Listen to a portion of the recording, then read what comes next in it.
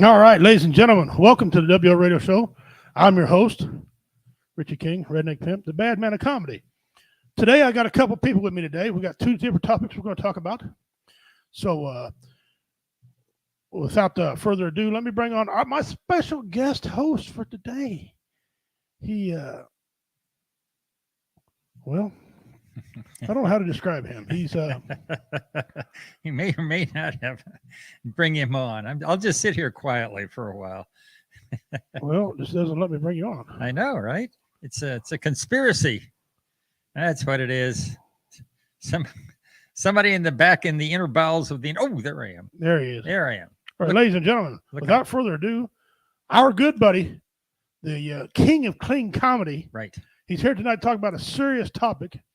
When it's our turn, it's a serious topic. And he's going to fill in for the commander who's out tonight. So, ladies and gentlemen, without further ado, Mr. David Scott. Hey! David Scott's in studio with us today, so he's going to be filling in for the commander who is out doing his thing. Somebody put Joe Biden. No. Yeah, I think Hey, fella, Dean, how you doing, brother? Glad to see you in here. We got a hammock guy coming on just a second. I'll give him away. a hammock guy. Yeah, he's a great friend of the show. Been on the show a couple times already. Kyle, how you doing, brother? Thanks for tuning in. Gene, what's up, brother? Glad to see you too. All right, guys. You know how it works. So I get my rant real quick. First, I want to get my rant out of the way, then bring on the next guest. I might be the only one that feels like this, but I feel toilet paper should be in a food aisle. They go together. Put them right next to the beans, because if you buy beans, you're going to need toilet paper. Okay, I think they go together. Who's with me on this? Put the toilet paper in the food aisle. You buy the food, you're going to have to buy the toilet paper too. That's right. You don't have to walk across the store to get it. It's right there. It's a matter of convenience. For the shopper. That's what it is. That's right. And the shitter. Actually, it should be right by the cash register because they're going to need them right as they walk out. Don't forget the toilet paper. That's right. Don't forget it. Oh, yeah. Thank you very much. You get a pack of Big Red, you might as well grab a 20 pack of Angel Soft or whatever That's, it is. that's it. All right. Hand in glove. Yeah. All right, guys. This is our guest today. His name is Dan McNeil. He is a United States Army veteran. Owns a business, veteran-owned, veteran-operated, MCN Hammocks. I'm not going to give it away. I'm just going to let him explain himself. But he's give up a WO Entertainment and a WO Radio Show. Welcome to Dan. What's up, brother? How you doing? Doing pretty good. Good to see you. Good to see you. Okay, brother, you're back again. Thanks for coming back on the show with us, man. It's always good to have you anytime. Yeah, it's good. You had a lot of things come up with your business, a lot of exciting things, a lot of good endeavors. I'm going to give you the floor for a little bit. Tell us about what you are, what you did, and what you're doing, please. So in April 2019, we started a business, and we were making camping hammocks for camping and everything. And all the stuff we were doing was custom work. Started the business with $100 and have grown since then. We wanted to start branching out to do tarps and other gear that anybody could use, whether they were hammock camping or tent camping, backpacking, hiking, or whatever. So we just recently got us a new shop to move into, and we've been working on that the past month or so, trying to get ready to move in. So we got a lot more room. We had been doing everything out of a back bedroom, and we just way outgrew that, and so now we got this new shop. We're hoping to get that open July 1st and go back into business, making just a lot more stuff than just hammocks, you know.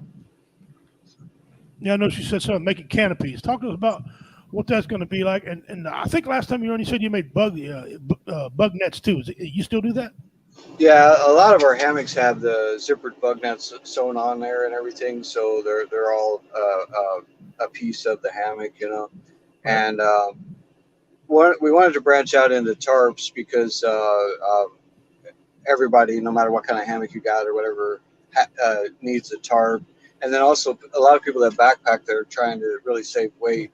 They'll go to just using a tarp instead of a tent or something. So I was wanting to kind of start getting into that because I've done a lot of tarp camping growing up and everything. just sleeping on the ground with a sleeping pad and having a tarp over you. So, and getting into bushcrafting tarps and everything too. They have a lot more tie outs on them, so you can set them up in different configurations and stuff.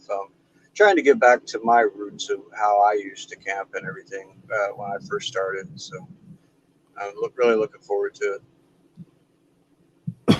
Excuse me. So we're looking forward to it as well. I wish you much success and hope that you sell the hell out of these things. If someone wanted to find you on the internet, give us the information, please. So it's MCN, like Mike, Charlie, November, MCN Hammocks, and MCNhammocks.com is our website. You can find us under that on Facebook, Instagram, and YouTube. Our YouTube channel is a really good place to go to kind of see the stuff we've done before. Because usually when I'm making a custom hammock, I'll film it when it's done, so the person that owns it, that's buying it, can make sure everything's the way they want it, and then I'll ship it out after that. So nice, very nice, very nice. Now a little bit about the tarp. Kind of tell us what, or excuse me, not the tarp. A little bit about the hammock. Tell us about how durable these things are and what they're made of. Well, so first of all, a lot of people picture a hammock like something that's hanging from that metal stand in somebody's backyard, and people are always flipping out of them, you know, and falling over. Or like the hammocks you can buy at Walmart. Those hammocks are smaller and they're not really designed to camp in. They're great for a nap, you know, 15, 20 minutes, but to spend the night in it, you're going to be sore because most of them, they'll have you laying like a banana. Ours are really, really some of the best fabrics you could buy out there, and they're designed so that you actually lay in them at an angle, that you're diagonally laying in there, and you can actually get flat in the hammock, and you could toss and turn throughout the night, and you're not going to have to flip out of it or anything. So, really nice, really comfortable, and especially on hot nights, if it's raining or whatever reason, you're kind of trapped in your tent, you know, it's hot and stuffy and miserable, but these, you get that breeze blowing underneath you and everything, and it's just a lot more comfortable, you know? Right. Well, there's hot weather coming up. You need all the shade you can get, so that's why you made it your tarp that you're making and your awning to them. What kind of now you mentioned a while ago metal frame. Do you make some to fit a metal frame, or you just try to stay away from that? I have. I actually had a business contact me recently. They wanted me to build them a hammock that would fit on a stand like that, and I was kind of leery about doing it because something that small and the way they wanted it, it wasn't going to be as comfortable as our standard hammocks. And I kind of thought it would be kind of bad advertisement because if somebody laid in it and they weren't really happy with it, you know, just out there, you know, and you know, they would think all of our stuff was like that, you know. Right. Yeah, that'd be tricky. I mean, you'd have to have a lot of disclaimers. You know, hey, I'm building this because you want me to build this. You know what I'm saying? So yeah. And hey, listen, man. I totally understand. I totally get it. You know, you don't want to do stuff like that because that's not your area. You guys design these to, you know, hook to trees, I'm assuming, you know. Yeah, they got tree straps and trees and stuff. And that's another thing with our YouTube channel. It has a lot of instructional videos and stuff on how to set them up and a lot of things that go along with it. And there's all different kinds of suspension. Like if you're just, I mean, people that are car camping or really out there backpacking, you know, hundreds or thousands of miles and worrying about saving every kind of gram, you know, every ounce that they can. We can build stuff for both worlds, you know. Right. You guys, we're here with Dan McNeil, U.S. Army veteran, owner, operator, proprietor of MCN Hammocks, and he does a great job. Check him out online. He's got a YouTube channel to check out. Are you a partner by yourself, or do you have someone else in this business with you? It's me and my wife, and I do.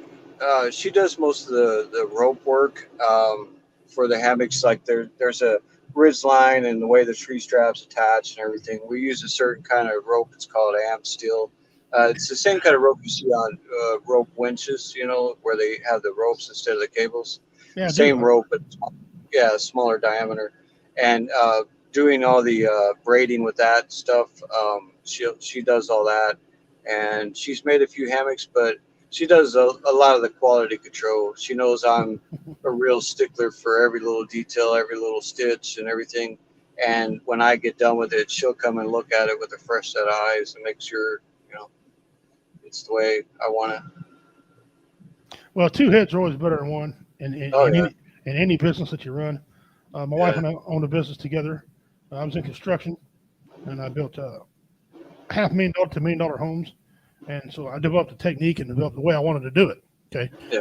So my wife she knew that, and so she'd do the books a lot of times, and I do the books a lot of times because if I did the books, I'd mysteriously have more money than I needed. Okay. Yeah. So I let her do a lot of books, and she's smarter than me. So I mean, what the hell?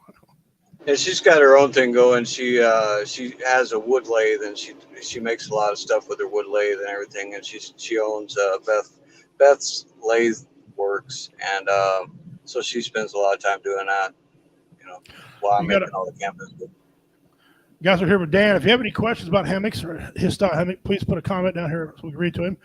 We got one of our fans, Dean Cerny, our super fan. I call him a mega fan. He's the guy's, he drank mega pint too. No, I'm just kidding. He's a great dude. He says Am Steel is good shit. So he knows. Yeah. He knows what you're some using. of that rope, like an 1/8 inch diameter Am Steel, that has a weight limit of about 2,500 pounds. Okay. And that's what we use on our ridge lines and stuff. And really, it doesn't stretch like 550 cord. It doesn't. It resists water and everything better than 550 cord. Right. And 550 cord, don't get me wrong, don't take it away from 550. It's some good stuff too. But it has a lot of things that you can't do with it. It has limitations. Dean also says on here is Am Steel is actually what Warren W-A-R-N Warren puts on her synthetic winches. So, yeah. As a matter of fact, I just put Am Steel rope on my winch just a few days ago. Yeah. So it's pretty good stuff. So it sounds like you're making a quality product. What kind of price is involved with that quality product? So unfortunately, with quality materials comes quality prices. So I've made hammocks anywhere from $70 and on up to over $300. That's still not high. That's still not high priced. It's really not. And that was getting really personalized in how they wanted it done. And I mean, I've done stuff like there was a guy that backpacked with a pigeon all the time, and he wanted a cage to hang from his hammock. So I made him a hammock and everything, and then I made a cage out of fabric and stuff that would collapse and fit in his backpack, and it hangs in the hammock. And then I made it had a little zipper door and stuff, and then I made a quilt for the cold weather to go around the cage to keep the pigeon warm and everything. So, I mean, when I say we do custom work, we do custom work. Yeah, it sounds like you do. Sound like you're a man who can get things done. I like a challenge. Well, you're a veteran, so I mean, yeah. We have to do something to keep our minds right, okay? And I guarantee that. All right, brother. Hey, Dan, let's figure out coming on again sometime. All right. And pimp out your product. And like I said before, off air, I'm going to get you in touch with some people from some other networks. I want to get your name out there, man. Get you some more business going on. Guys, if you want to buy this man's product, it's quality. He used terms that Dean Cerny is familiar with, so we know he's not full of crap. Okay. Yeah. Quality materials. He said up to $300. If you don't want to pay $300 for a good hammock, that's on you. Okay. I mean, these things, listen, these don't last just 5-6 months. These quality hammocks, they last for a long time. All right. So you're getting money out of these hammocks. But go on, check out his YouTube. And you could buy a good tip for $600. So that's a deal at $300, Oh, absolutely. It is. Next thing you know, you'll be coming on and telling everybody you made it where you can cook out of them next. Put a wood furnace in these things. Yeah. You do that, you'll have a big time order on your hands about that. Yeah. But all right, Dan, brother, I appreciate you coming on. Thanks for playing on with us. We appreciate it, man. You're always welcome. You're always welcome on here at any time that you want to come on. I have a quick question. Oh, go ahead. The name of your company is MNC. MCN. MCN. Yeah. Hammock. MCN. Yeah. Did you ever consider naming it MC hammock? I never thought about that. Yeah, It's I not, see where you're going. I see where you're going with that. Yeah, Can't touch this. it's not too late. Yeah. yeah. I could have that playing on the website when you turn it on. Have that. There you go. Yeah, Your intro would be cool. Yeah. People dance around and have hammocks and stretch them. I mean, anyway. yeah. Don't listen to me. All right, I'll get you banned. All right, brother. Hey, thank you for coming on. Appreciate it. The fans love you guys. You take care of yourself. Hey, send me some of these videos like we used to do. So I'll post them on our group pages so people can see what you're doing. All right. Okay, I appreciate it. All right, Dan. You take care of yourself, brother. You have a good day. You too. Bye. All right, guys. That was Dan McNeil, owner operator of MCN Hammock. You almost messed me up there, David. MCN Hammock. Well, that must be McNeil, MCN, the first 3 letters of his last name. Yeah. I'm thinking MC Hammock would have been better. Well, that would have been, it might have been a wasted opportunity, but I think he's a good guy. He's an Army veteran. So any help we can give him, guys, if you want one of these, go on his website, check these out. Take a look at these hammocks, man. If you want one of these hammocks, get a hold of him. Get a hold of him and see. I'm sure you got to wait 1 or 2 or 3, 4, 5, 6 weeks maybe to get one of these, depending upon how ready available his equipment is or his materials. So anyways, I'm gonna go check him out. Thank you, Dan, sir, for coming on, brother. You're welcome on here anytime you want to pimp out your product. Okay, part 2 of our first topic.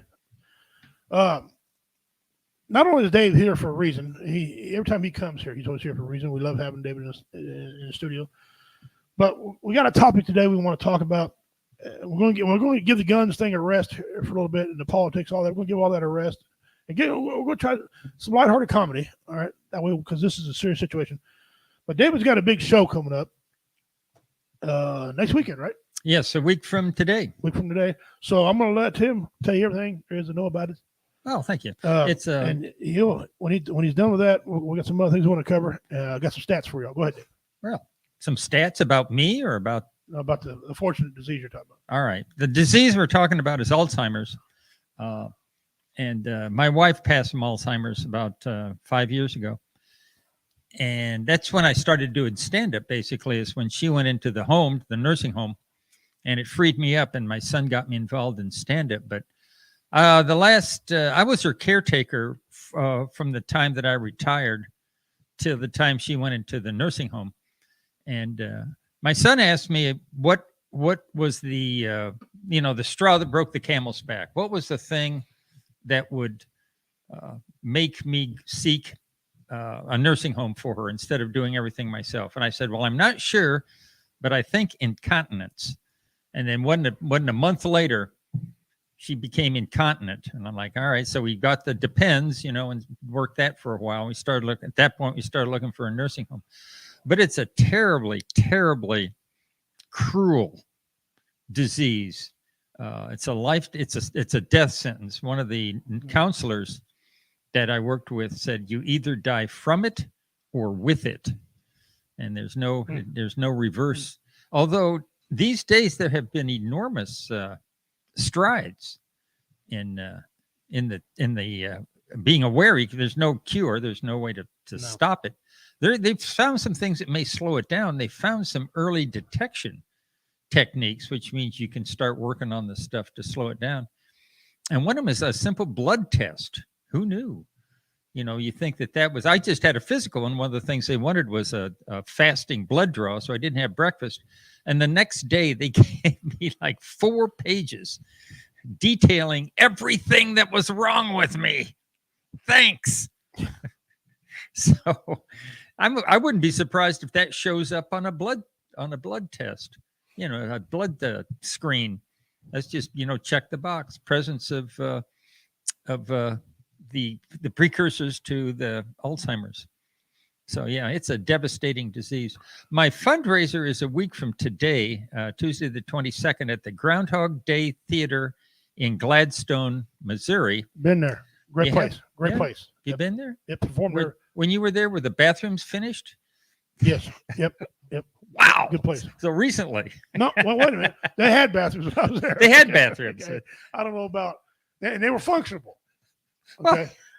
As far as the drywall goes, That's not. Yeah. That's not what I asked. Yeah, we'll leave the rest of the Are story they- to Kyle. Were they finished? Because they've been open like 4 or 5 years, and they're this close to having the bathrooms finished. They're Yeah. so close. I know every time I go there, he'd say, "Man, we're edging closer." I'd be like, "Dude, I was there 6 months ago. You ain't aged nothing. You mopped the floor." That's it. You know? That's it. Put a splash pad in the urinal. That's Yeah. it's not what we're You know, talking about. Next week you have a sign that says "Don't eat the big white mint." You know, 'cause Yeah, the mint is not edible. yeah. Anyway, yeah, so we'll be performing there. Nice. And it's going to be a fundraiser. It's free. The show is free, so you can get in for free. We're thinking about charging to get out. Yeah. Yeah, and, the longer you stay, the less it costs to get out. So if you leave halfway through, it's like $20 to leave, and if you make it all the way through the show, it's like $5. I'm kidding. You can leave any time. It's a joke. Anyway, it's free to get in, and then we'll have a big jar for donations, and then we'll have 2 fundraisers. One is a silent auction, and one of the items we're auctioning off is a $100 gift certificate to a French restaurant in Parkville. Pretty cool. And then there's also a raffle for a $200 gift certificate to one of the best 25 barbecue restaurants in the country based on Yelp reviews. And it's right here in Kansas City. No names, but you have to show up to figure out what restaurant it is. Yelp reviews. Based on nationwide Yelp reviews, That sounds. it's in the top 25.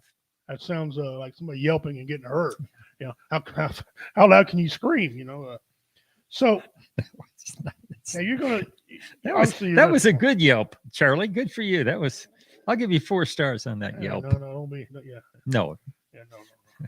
If you're yelping at this event, no. it'll be laughter. We're going to have 2 comedians coming to help me out, both of whom have been affected by Alzheimer's. Dave Caius and Mike Ciccone. Mike Ciccone. Okay, I've heard of Mike. I haven't heard of the first one. Dave does a lot of different stuff. He does a radio show now. It's for the Flint Hills. So just give anybody a radio show. Classic. That's no. He's very good.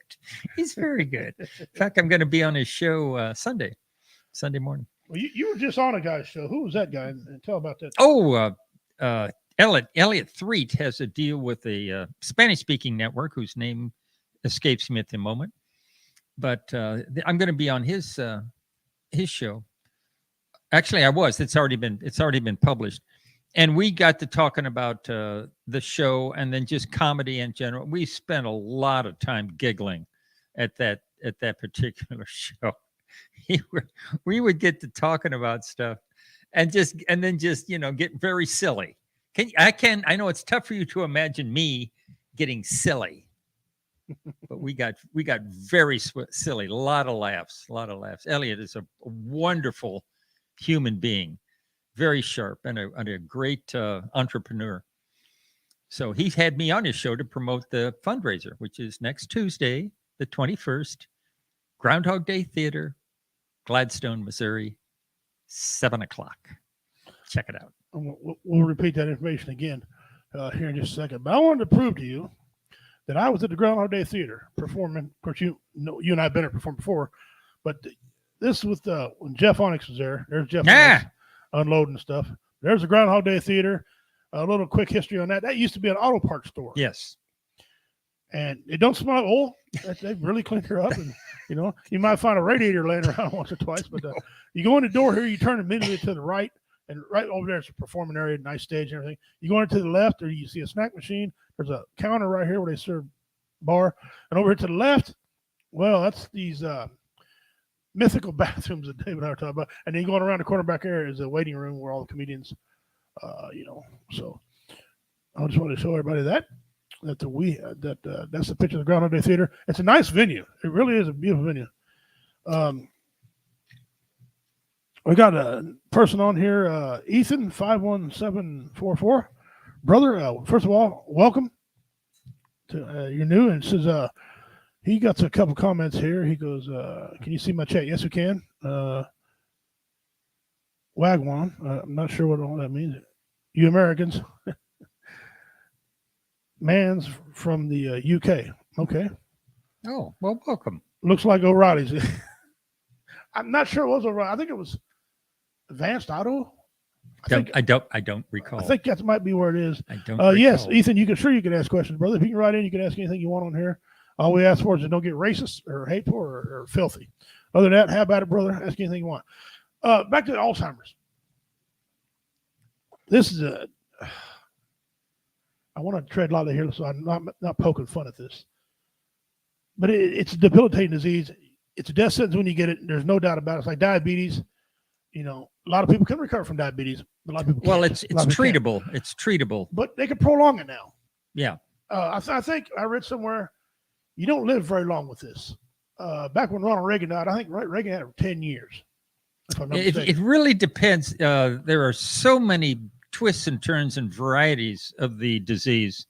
Sometimes it's very quick and sometimes it's very slow. We were talking before we went on air about its inheritance. My wife's mother was in a nursing home for years, maybe 10, 15 years before she finally passed. Sally, we were fortunate with Sally. She was only in the nursing home 2.5 years before she passed. So she was relatively quick progression of the disease. How long did you say? 2.5 years. 2 years. Wow. Let's call it 2 years. Believe me, that's not long. I mean, because her mom was in for 10, 12 years before that's she passed. quick. I'm thinking. Yeah. So we were. Now, is that from the time of the diagnosis? Oh, no. The diagnosis was several years earlier. Okay, it's about 4 years. Oh, 4 or 5. Yeah. She really went off I guess when you got this disease, you hit a point where you just start going quicker. Is that true or false? It depends. There are so many different varieties of it. But in her case, yes, it was a slow decline, and then she fell off the table. It was just at the end. It was boom, very quick. I'm sorry about that. We'll get into more in a second. Ethan, how often do you guys do these? We do it all the time. Go on Facebook and go to a WO Entertainment Network on Facebook, and you'll see a lineup of shows we got on here all the time. I do them a lot. I'm the owner operator of WO Entertainment, Richie King, aka Redneck Pimp. Bad man of comedy, and you work. It's comedian based. It's for veterans to help with PTSD, things like that. But we also have good topics on here. Today, my friend here, my brother in arms, Mr. David Scott, performed on stage with this man several times now. Yes. Funny guy, the king of clean comedy. Yes. He'll absolutely make you laugh. If he can't do it, he'll find somebody that can make you do it. Okay. If you don't laugh at my jokes, I will come out into the audience and slap you. Yeah, you're not that. That's not your persona. That's not me. All right. Never mind. There's one of us here that gives that persona, and he doesn't look like you. I had a gentleman come up afterwards. He goes, "How long have you been doing comedy?" I said, "I've been doing it a long time, since I was a teenager." He goes, "How much you bench press?" I told him. He goes, "Okay, have a good day." I said, "Whoa, wait a minute. Whoa, those two items are not connected in any way. Yeah, I need more information. I can't. I seen him a year later, and he explained to me that I'm the type of guy you either laugh. If you don't laugh, he's afraid I'm gonna come off there. Oh well, yes, well, okay. yes. Well, that's good. Break you like a bad habit. So my persona is correct. Thank you very much for coming. But at least he came back to the show, so he must have been entertained. All right. I'm gonna put up a stat here and a picture of the human brain and everything. Did you know that the U.S. MC is bigger than the British Army? No, I did not know that. Let me put that up so everybody can see right there. Yeah, you must. Ethan, if you would put on there where you're from, brother, so we can make fun of it. No, that's no, we won't make fun at all. We'll welcome in. We got Australian fans show up here all the time. Iraq stuff like that. All right, I'm gonna put this up here, and David can see what I'm talking about here. I don't know how much you researched it. I'm sure you probably had quite a bit, but there's things that people want to know about. One, we covered a little bit, but let's cover it again. Is Alzheimer's hereditary only? Oh, only? Yeah. No. Yeah. See, I told him no, but most commonly, yes, it is hereditary. Almost always you can trace it back to someone else in the family who's had it. In fact, I've had this discussion with my children. I said, just be aware this is an inherited disease. And my daughter said, well, I'm not doing that. I said, okay, good to know. So, she's safe because she chose not to have it. Well, it's been known to skip generations because None of Ronald Reagan's kids so far Have the symptoms? have it. Okay. That's the last what I read. Yeah, Okay. my reading abilities are okay. No, you're fine. And it says, what are the main 7 symptoms of Alzheimer's? You are working over there, right, Dave? You can't see what's going on. No, I can see. Go ahead. Okay. It says symptoms may include increased memory loss and confusion. Yep. All right. Yeah. If you just verify these, would be great. And an inability to learn new things. Mm-hmm. Okay. Difficulty with language and problems with reading. Mm-hmm. I might have it right now. Yeah, my father had it, and he was a great reader. He would read hundreds of books. Oh, wow. And then he suddenly became uninterested in reading because he couldn't do it anymore. You see, that's a passion of his. Very sad. Yeah. Well, if I ever get it and I can't read, it'll be confusing because I can't read anyway. So my wife she'll miss it because he can't read. Oh, well. Okay. So in her case, what are the 6 top symptoms? And it says with reading, writing, and working with numbers. Yeah. Numbers are a very cognitive thing. Yeah. A difficulty organizing thoughts and thinking logically. Mm-hmm. Boy, I'm in trouble. Man. You've struggled with that. Wow. Again, what are the 5 top symptoms? Well, we're knocking them off here, Dave. I'm going to go to the emergency room after this. Short attention span. I'm gone. Okay, what are the 4 top symptoms? Problems coping with new situations. No, you can do that. I can handle things like Yeah, you can handle new stuff. So, all right then. Okay. But you want to add any symptoms to that? Well, in Sally's case, we had these cards. We had a basket of cards, Christmas cards, birthday cards. We just kept, and she would look at them over and over and over again. And she'd take the card and read it and then put it down, take another card, read it. And I'd put them back in the basket. Next day, same thing. So she was very tactile. She had to be touching something and looking at something. Okay. So we kept those around. And somebody said, well, put a photograph album out there so she can look at stuff that she remembers. So I did. She proceeded to take photographs out of the photo album. I'm like, okay. So I took that away. We went back to the cards. She was taking all these photographs out that I'd so carefully put in there. What did your wife do for a living? If you don't mind. She was a nurse. Yeah. Wow. Yeah. No slouch. No, she's bionic. Yeah. She's bionic, registered nurse. And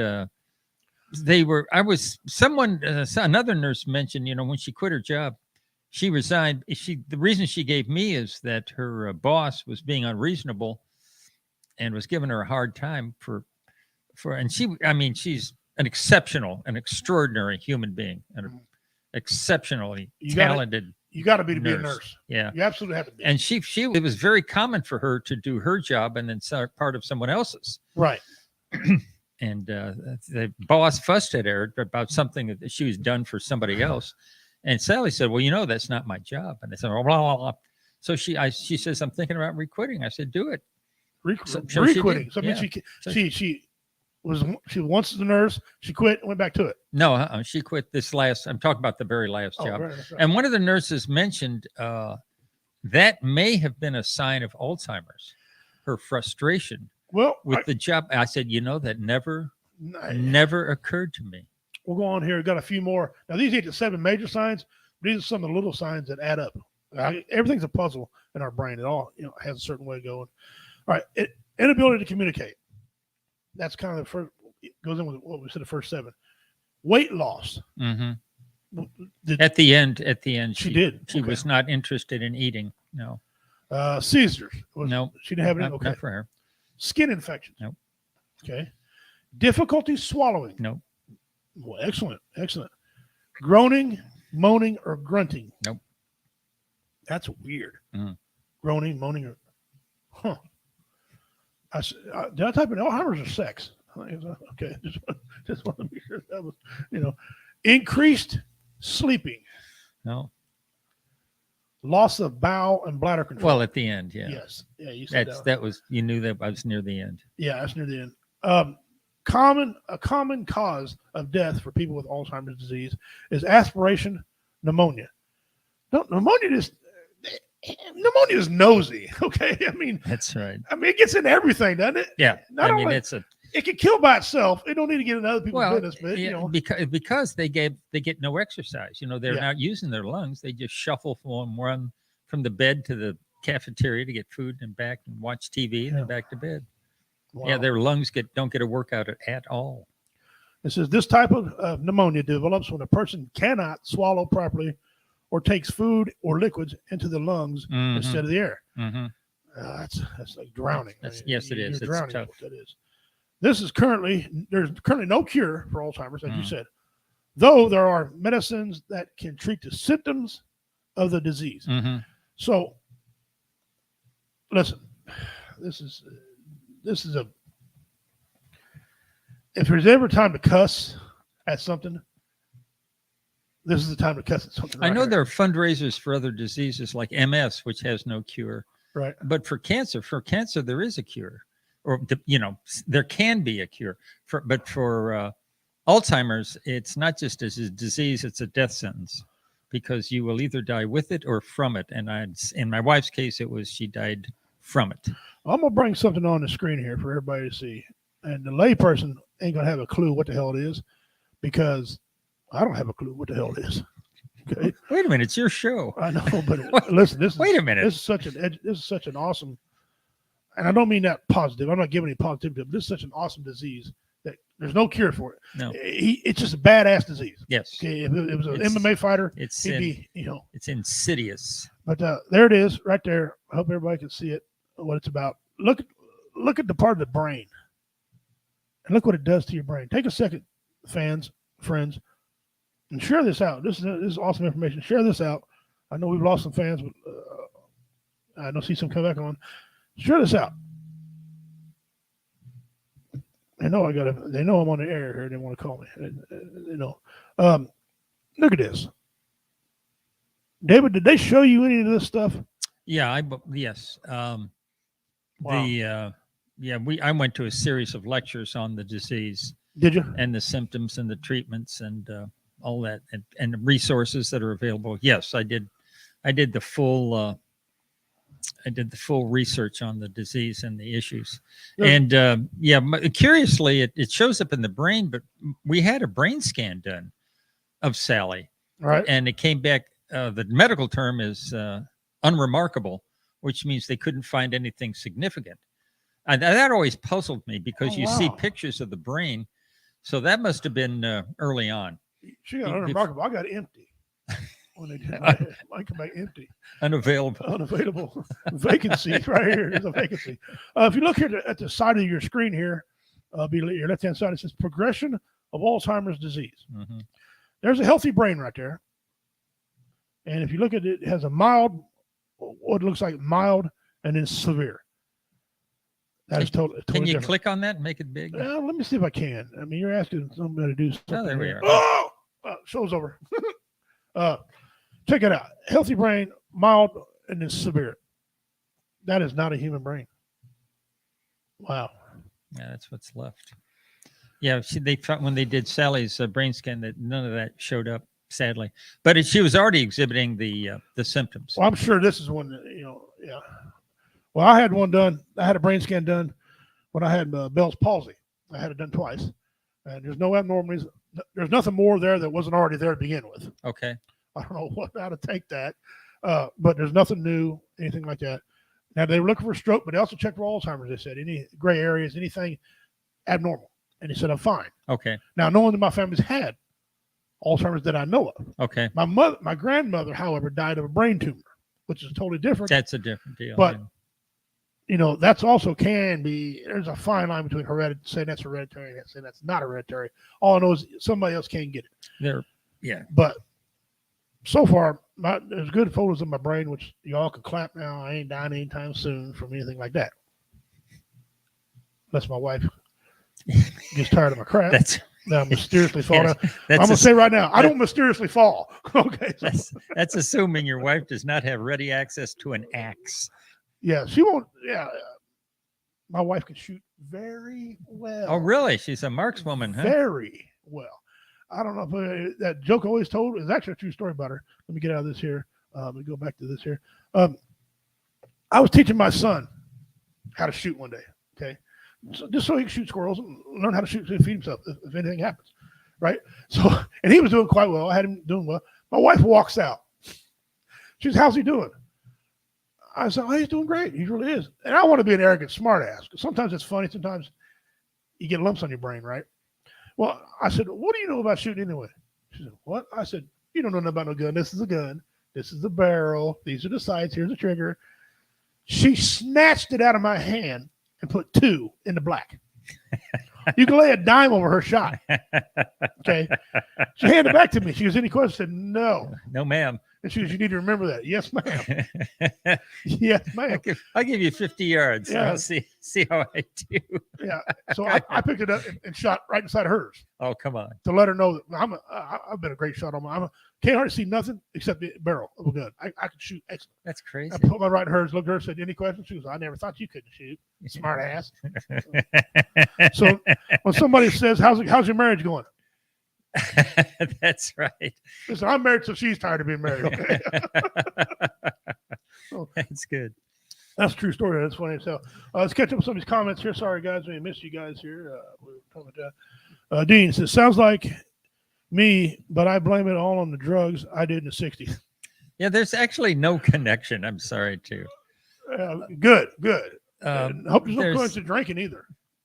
No, Oh, no, there's no connection. They can't connect it with anything. I did You see know, though. like- I did see though some of the markers of it are too much protein in the body. Well, it doesn't. The brain is mishandling protein is what it is.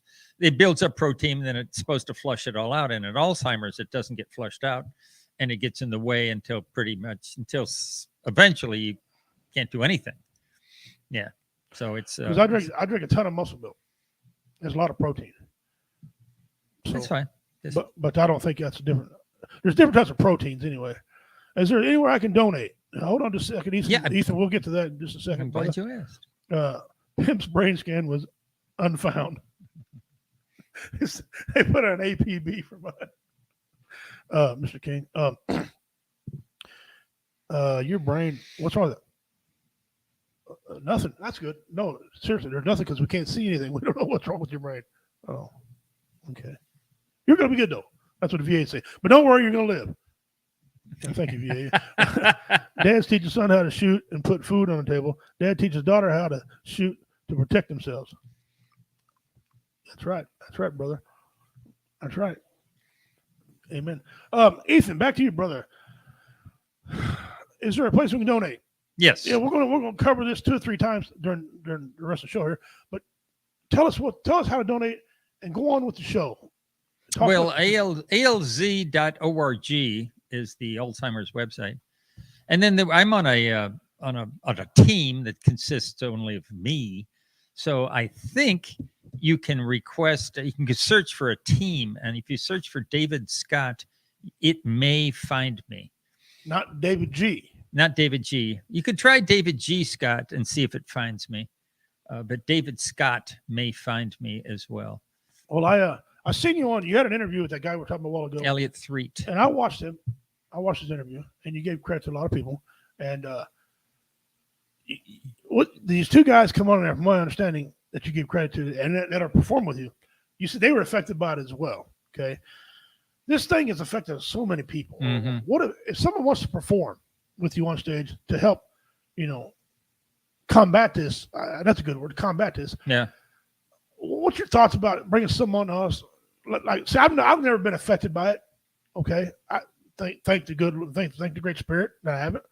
But my friends have, you, and I've had others that had this thing. But I'd want to perform, and I'm not just talking about me, but anybody. If someone wants to perform with you, how do they get on stage with you and perform on this great show? Because it's an honor for some people to perform at causes like this. Well, I used to just have funny guys on the show, and then I heard, through the grapevine that a couple of them had been affected by Alzheimer's. So anymore, I try to go to comedians who've been affected by Alzheimer's, and that's a very small population. Oh, okay. So as far as I know, we're the only 3 in Kansas City who do stand-up comedy who've lost someone due to Alzheimer's. I thought you was going somewhere else. I thought you said, I want to put funny comedians on stage. So I didn't fit that bill. No, for no, a no. comedian. No. but no, I performed you. I love you. You and I have had private talks, man. You're a good dude. Well, and I understand that. I understand you got a team built.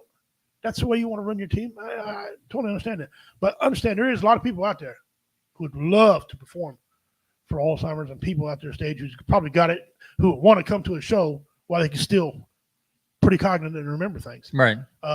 So I'm just going to throw it out there. If you ever need me for that, brother. Good to know. Thank you, And Richie. I'll do it. And there'll be no pay requested. Okay. I would donate my time for that Thank you. event.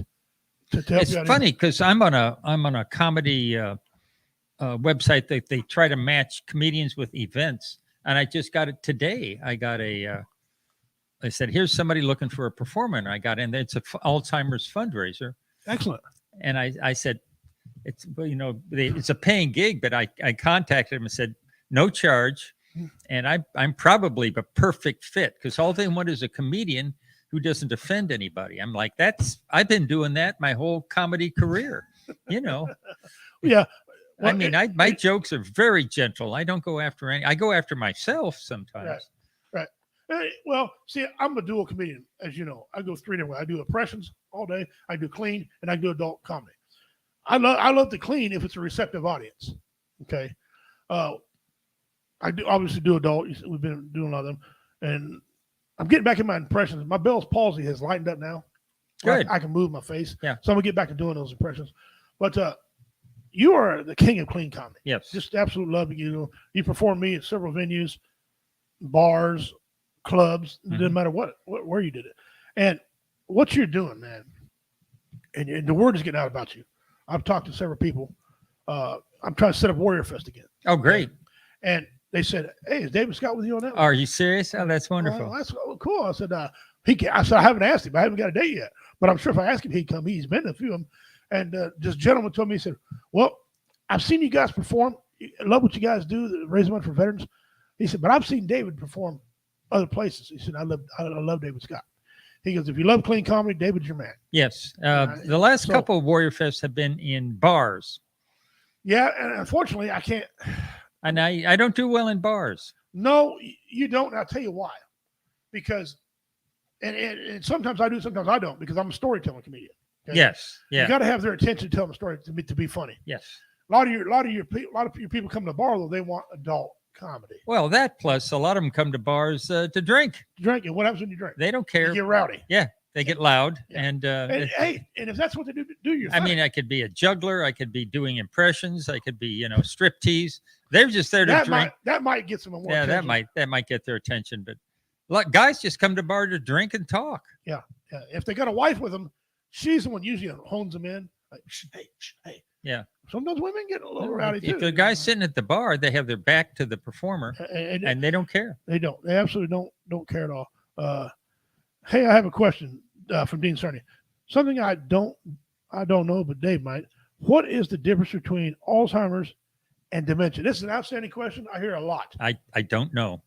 Well, I know for a fact. Now, if you will, Dave, let me take a piece of this. Okay. I know they are intertwined. Okay, because some of the symptoms from Alzheimer's are the same symptoms on dementia. Can't remember things. Although dementia, you can live a lot longer with dementia. Oh, okay. That's dementia is not a death sentence. No, not really. Alzheimer's has a time. Yeah. You don't know, but you're going to die. Yep. Dementia don't mean you're going to die, but it causes problems. Like you be driving down the road, forget where the hell you're going, and run into a car, kill you like that. Dementia doesn't affect with you breathing naturally. Right, that's right. Yeah. From what I was told. Yeah. And you still wipe your butt. You might forget why you went to the toilet, but the smell catch up with you, wipe your butt. Alzheimer's, there's no going backwards. No. Once you take that step forward, you're forward. That's what I know about dementia. Yeah, that sounds right. So when Sally had it, how much of that was dementia? How much was Alzheimer's? Oh. Hers is clear Alzheimer's. Who knows? Alzheimer's. I can't Who say the knows? word. Who knows? Yeah, and they don't know. No, they don't. No, it's just so there's just so many questions. I took her to two psychologists, and finally took her to KU Med toward the end. Right, this wasn't long before she went into the home, and she was giving her all these, asking this question: "What year is it? How old are you?" All this stuff, And she held up a clipboard, and on the bottom of the clipboard was the word smile. And Sally smiled. Well, my daughter was with me, and we looked at each other and said, holy crap, she could read and comprehend. I mean, what? So that was one thing that was left that still worked. Yeah. Again, I'm not an expert on this. So there's so many varieties. It's weird. It is. It's unpredictable. Muscle memory is a very big thing. Okay. When her job was to smile as a nurse. She probably still knew some nursing stuff. Maybe she still know how to pass things out. Yeah, but see, you and I, like me, for example, if I get it, I'm in deep trouble. Okay, I make jokes about it, but I think the more you know, probably the longer you can go. Does that make sense to you? Like, say if somebody's got a very high IQ and your wife obviously wasn't an idiot. Okay, she's very high IQ. Could there be something there? I don't know. They say one of the ways to combat it is to keep doing new things, keep reading, keep doing puzzles, just to forestall the progression a little bit. But like I said, my dad lost the ability to read. My wife lost the ability to read. Oh, wow. But that she could actually read a one-word command and follow it. So when I immediately went home and started leaving signs around the house, for things, when she went into the bathroom, I said, I would leave a sign for her. And that didn't work. Yeah. If the sign had said smile, she could have done it. But, wow, it's man, you're polite. But flush the toilet. No, that had no impact on her at all. No. Smile worked. Yeah. You're polite, man. I got to tell you something. My wife don't have Alzheimer's, but Shelly's got some other things. Sometimes she can't hardly walk. Oh. Her back is messed up. She got vertebrae crushed together. Oh, that's not good. And plus, she's got fibromyalgia. So any pain she's got is multiplied. My wife's I'm just going to say it, she's a very badass woman. Okay. Women in general, they can give birth. They're tough as boot leather. If it's up to men to give birth, they'd be in trouble. Yes. People. These species would die out. There's a few of us can handle that pain, but not constantly. Okay, I did it once. You're on your own. Okay. Yeah. Women can just boom, boom, boom, boom. So she's a very tough lady.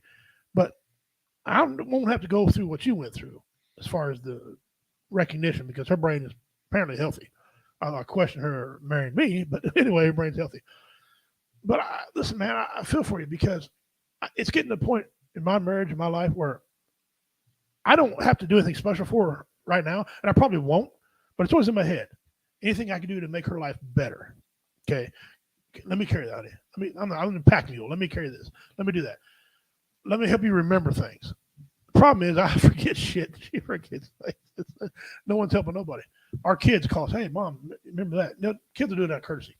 So I respect it and quite frankly love you for the way you stood by your wife. Because a lot of men and women. Thank you. When Thank you. somebody's hurt, they leave. I appreciate it. But in my case, at the beginning, the progression was so gradual. About once a year, her sister would come visit from Louisville, or as they say, Louisville. Lowell. You try to say it without moving your lips. Lowell. Anyway, she would come visit, and I said, can you see the progression? Can you see the difference since the last time you were here? And she'd say, oh, yeah. Oh, yes. She'd come and she'd say, well, how long have you been making, how long has it been since Sally could dress herself? And I said, well, what I do is I lay the clothes out on the bed and she puts them on. She doesn't get to choose. Okay. She doesn't choose anymore. And then it got to the point, the next time it was, how long have you been helping Sally get dressed? And I said, I don't know. It was just so gradual. Suddenly I was helping her tie her shoes. That was hard for her. And then it was helping her with her pants and her top and everything else. And the one, I just remember the one so clearly. She came and, how long have you been, you would have like meat, and I would cut it into pieces for Sally so she could eat it. And they said, how long have you been cutting her meat for her so she could eat it? And I said, it was so gradual. Just one day that it was easier than watching her try to do it herself. Yeah, and the next time she came, I was feeding her. And you said, how long have you been doing that? I said, you don't know. It was so gradual that I, from day to day, they have that story about boiling a frog. Have you heard that? You put it and you turn it up 1 degree per day, and the frog never hops out because his body makes the adjustment. That was what happened to me. Every day was just like 1 more degree, and it was barely noticeable, But every time she came, it's like a 9-month interval. She's like, "Whoa, how long have you been doing that?" So for me, it was not a big commitment. It was a gradual commitment until toward the end, I was doing almost everything for her. Wow. Yeah, she went quick. I mean, 2.5 years is remarkably fast, especially when now. And she was very intelligent. Ronald Reagan, it was 10 years. This man was president couple terms. He was very functional. They said he just slowly stepped. And when he died, I guess he was still able to do some things. What happened to him was his heart, his brain didn't tell his heart to keep pumping. Yep. Okay, and that's what ended up getting him. Yep. He didn't, but he progressed. So I'm wondering, and I'm not a doctor, so I don't know why I'm thinking about this. It doesn't matter if let's say a person's more active than this guy. This guy's lazy and gets it. This lady worked as a nurse, worked her ass off. Yeah. Okay. There's no rhyme or reason. No correlation. It's a wicked thing. Guys, we're here with David Scott. Man, my brother in arms. He on here talking about Alzheimer's. I didn't learn how to say that word till 3 days ago, so I'll be proud of me. Still can't spell the damn thing at all, but I learned how to say Alzheimer's. My wife had a microphone. Alzheimer's. I was seriously Alzheimer's. She says, "No, your lips too fat. Alzheimer's. That's better. Alzheimer's." She said, "Spell it." I'm like, "I'm out of here." Okay, but it's the wicked thing. Yeah, it is. It's a degenerative disease, which I promise you, is the worst. If she was standing here right now, I don't have that ability to tell you if that's happening or not. I talk to Great Spirit. All I do. I promise you, man, she'd be proud of what you're doing. Well, thank you. What you're going to do for other people. Thank you. Once again, it was just gradual. I started doing it, kind of on a whim. First year, there was just comedy and donations, and then we started to get, and it was just me. Right. And the next year, we started getting people donating things to auction off, and then I had more comedians, and now it's gotten to the point where it's kind of a deal. It's kind of a deal. It's not a big deal, but it is a deal. No, it's I have to write people to get businesses to get them to donate stuff to auction off and so forth. If you ever need an auctioneer, I do that also. Oh no, it's a silent auction, so you can just stand there and move your lips. Oh, never mind it. I won't. Well, that'd be good for the wife. Why don't you shut up? Yes, Japan auction. That's right. It's pantomime auction. There's a Kansas. I'm not going to tell this joke. It's a great joke. I'm not going to tell it. But anyway. But anyway, so the fact that you put on this thing is phenomenal. Is a word to use. Sally, be proud of you, and I guarantee you, everyone here at the Woe Entertainment Network, and everybody you perform with. I know veterans of comedy, which you're affiliated with We'll see them guys. They're proud of you, man. I can see the comments and the hearts and the love they give y'all. Thank you very much, brother, for showing what a man truly is. Oh, thank you. Because That's very kind. A lot of men get in a situation, and women. A lot of men and women get in a situation, they leave. There was when I would go to counseling. I mean, there was as a group. I mean, it wasn't counseling. It was just a sharing. Right. There was an expert, and then there were us, and they would talk about things. Well, the expert had seen all kinds of things. She said there was one guy who could not get it that his wife had. Just could not get it. So he was always yelling at her and saying, "I told you so. I told you that. Come on, you got to remember. Come on, think." And that's not how it works. It's not how it works. And you don't want to interfere with. So I don't know what. Being you've lived that kind of situation. You never yelled at your wife, of course, but you lived that situation. Would you interfere if you see a loved one, a man or a woman, yelling at their person, if you know they had Alzheimer's? That's a good question.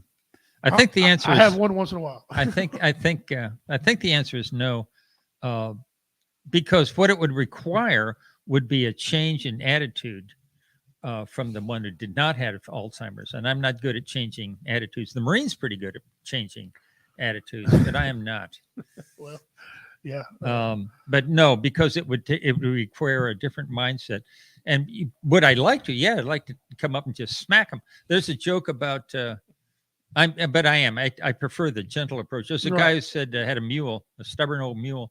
And they said, we just treat it with love and respect and it'll do what you want. And the guy said, what are you? No, it's a mule. It's bullheaded. It doesn't want to do what you tell it. He said, watch this. So we went up to his mule, took a 2x4, hit it right between the eyes on the head. And then he said, come on, Bussy, we're going to go over here. And then the mule just followed him very peacefully along. They said, whoa, whoa, whoa, whoa. Why'd you have to hit her in the head with a board? He said, well, first, you got to get their attention. So when I see somebody treating a victim of Alzheimer's poorly because they don't know how to, you just want to come up to them with a board and smack them, get their attention, and then say, okay, now there's nothing you can do. You have to be very patient and kind. You want to be the 2x4. That's what you want to be. No, I'll hire you. Yeah. I'll hire you to do that, and then I'll explain to them that is the incorrect approach. Yeah. I've had several dogs in my life. I've had one dog in particular. His name was Duke. Great dog. He's part Chow and part Australian Shepherd. Oh, okay. Weird mix. Yeah. Beautiful dog. He liked to fight too damn much. He'd fight a shadow, a leaf, the wind. He'd be out trying to grab the wind, roll around. He tried to fight me once, about twice his whole life. I never had to touch him. I never put my hands on him. I could, verbally command him, right? He didn't like thunderstorms, right? But once, I swear, it seemed like once in a while, I had to let him go get in a ruckus with something. He'd come back for 6 months. He was good to go. Huh. But he just had that demeanor about him. Even when he was dying, he had cancer. He had one tooth left, right? He would try to fight something like this. The only thing he was good for was opening beer cans. I look at him like, dude, those days are done. Go lay down somewhere. Wasn't afraid of any dog. Oh, it's like that scene from the Holy Grail. He's fighting the knight and he cuts off both his arms and cuts up his legs. And he said, come back here, you gutless weenie. I'll bite your knees off. I swear that's what he was. In his day, he was a tough old dog. He never wasn't afraid of any dog. He didn't care. He killed a bobcat by himself right after he just killed it. That's how tough the dog was, right? But there at the end, he tried to fight the other dogs. I was like, it was pathetic, but it was funny. I felt bad for him. Yeah. I love up on him. Christmas Eve, one time my son let him out. On Christmas Eve, he wandered off and died. I wanted to bury him. Never got the opportunity to bury him. Probably one of the greatest dogs ever owned. And he was, like I said, I had to let him roll once in a while to, for him to be good for every 6 months. It was just a weird dog. He kind of reminded me of that, hitting him in the head and getting him go. But some people are just stupid. They're hard-headed, and they, Yeah. So to answer the question, would I interfere? No. Would I like to? Yes. Well, that's a tricky question because would I interfere? Again, I don't know. I don't want to have the person with Alzheimer's feel unsafe. They've got enough on them anyway.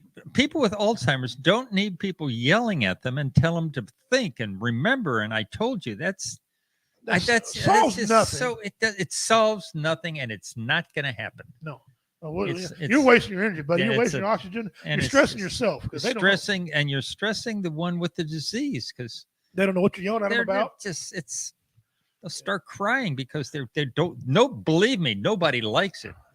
She'd cry. In fact, before she was unable to say it a couple different times that I recall, she would just look at me and say, I'm sorry. Because she knew it was happening to her and there was nothing anybody could do. And I gave her a hug and I said, no, come here. It's just part of the deal. Part of it. It's part of the deal. Yeah. We'll get through it. Let's make some good memories while you're still here. Yeah. Dave, tell us again, where, when, why? The next a week from today, June 21st, 7:00, Groundhog Day Theater, Gladstone, Missouri. That'll be Alzheimer's fundraiser / comedy show. There it is, Groundhog Day Theater. So if you get on their website, it's got all the information. If you get on my Facebook page, it also has the information there. That's a great venue. Great. The people running that. Great people. In fact, Kyle Yarber, one of the finest men I've ever met. He is. Kyle's a great dude. He's amazing. He calls up all the time wanting veterans in there to do things for veterans. He really puts his money where his mouth is. Mm-hmm. So kudos to Kyle and everybody at the Groundhog Day Theater. I know when a lot of people, when that first come out, a lot of people are like, well, this theater ain't gonna last. And especially when COVID hit, well, see, yeah, he had a big run and then just comedy died off. As yes, you know. I mean, he kept it open, but he'd have to separate the tables 6 feet apart. Yeah. Well, that cut down on the number of people could attend on a show. And he has to make X amount of money in order to run that place. Yeah. He needs X amount of asses and seats, for that to happen. And he'd have all the customers wear masks while they were in. He required that. I mean, he did everything that he could to keep going, and he managed to. In fact, he was going to quit, and the owner of the building tried to rent it to somebody else. Nobody else. He couldn't do it. He said, "Okay, you can stay here." He was this close to getting it, but he persevered. He's an amazing individual. He is an amazing individual. I look forward to performing for him again up there. And the city of Gladstone itself has always been welcome. We've had some fairly decent numbers in Gladstone when comedy comes. Mm-hmm. So there's some funny people in Gladstone like comedy because they come out Mm-hmm. and things. Well, David, man, listen. I knew when he's coming on here, I didn't want to push this too much because I didn't know how you felt. I didn't know if it's been a while since your wife untimely passing. But man, you're a trooper. You talked about it, and for the love of me, I hope that you fill that place up. No, me I too. hope it's standing room only. I hope so. Okay, is there any merch or anything you want to pimp out about this thing? I know you donations. I know you love to have them. Oh, there's if you can find my the easiest way is to email me, and I'll tell you. I'll share the website with you. My email is davidgscottcleancomedy@gmail.com. That's a curious name because my name is David G. Scott, and I do clean comedy. Okay. Right. So I thought a good email address would be davidgscottcleancomedy@gmail.com. Hey, it's right to the point. It's You can't confuse that. it's right. it was David, not already taken. Yeah, I got a David G. Scott furniture. Okay, no. No. David G. Scott mechanic. No. No. David G. Scott banker. No. Jeez, where's he at? There he is. David G. Scott clean comedy. That's Bingo. Got it. Whole 30 seconds on the internet. You found it. Email me and I'll give you all the details. Yeah. All right, we're gonna come off this here a little bit and do some memes.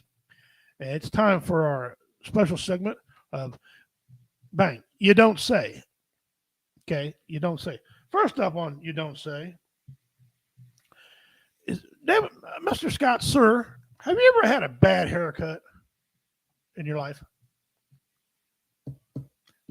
Maybe. I don't recall. Probably not, because I don't care. This one here, this picture is of a bad haircut. I want to know where they got their haircut so I don't go there.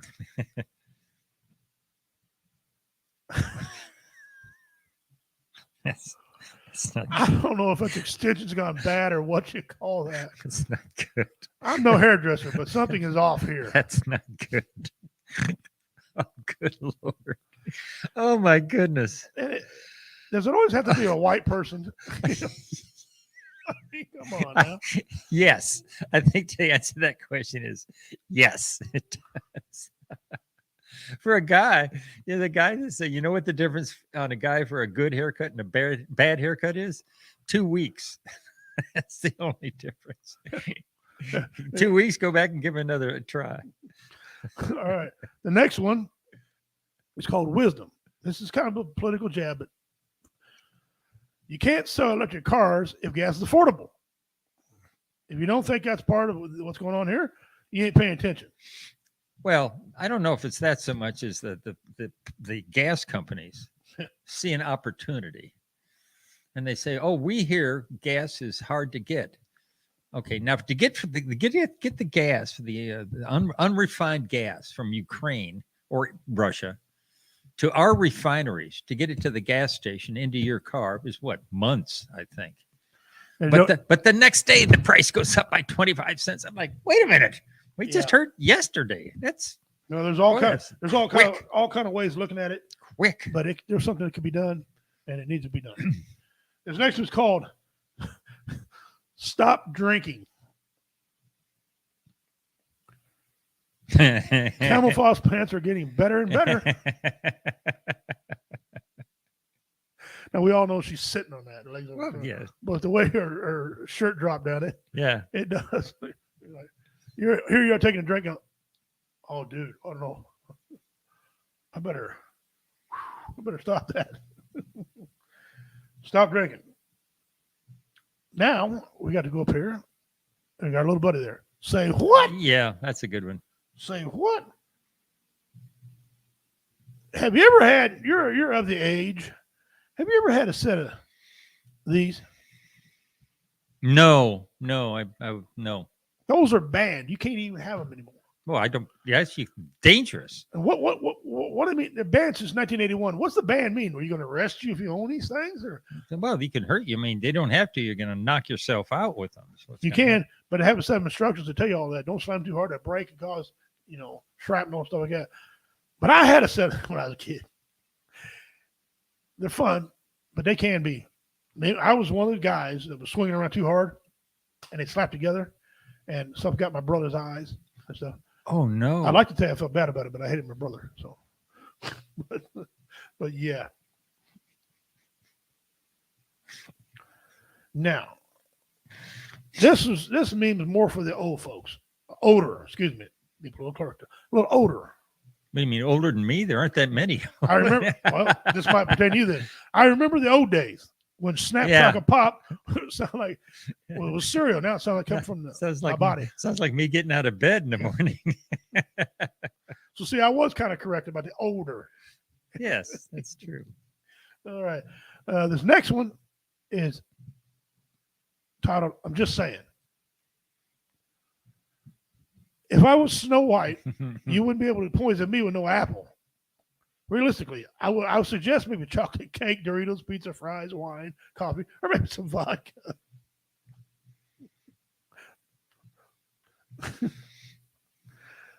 Dean's on here. Gas 22 cents a gallon in Iran. Wow. That'd be the only thing good in Iran. Yep. Yeah, that's state supported though. They're an ancient weapon.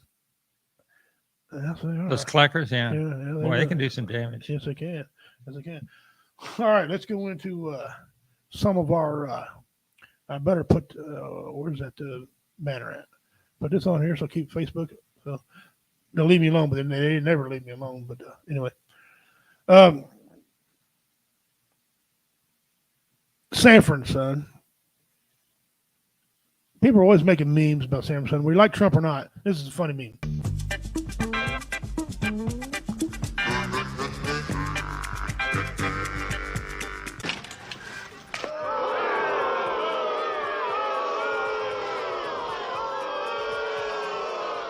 Just what I needed now. A wino and a rhino.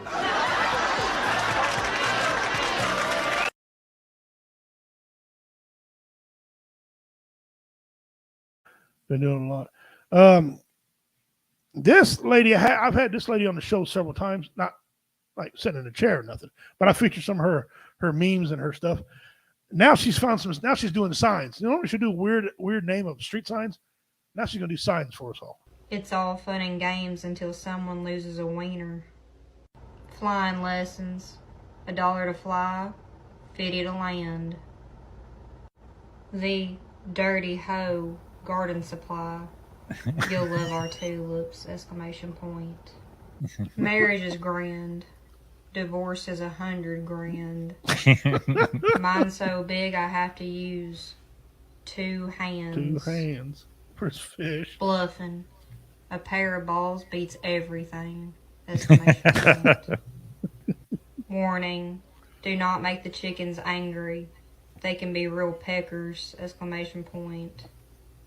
What happens in the garage, ... stays in the garage! ! Petrified watermelons.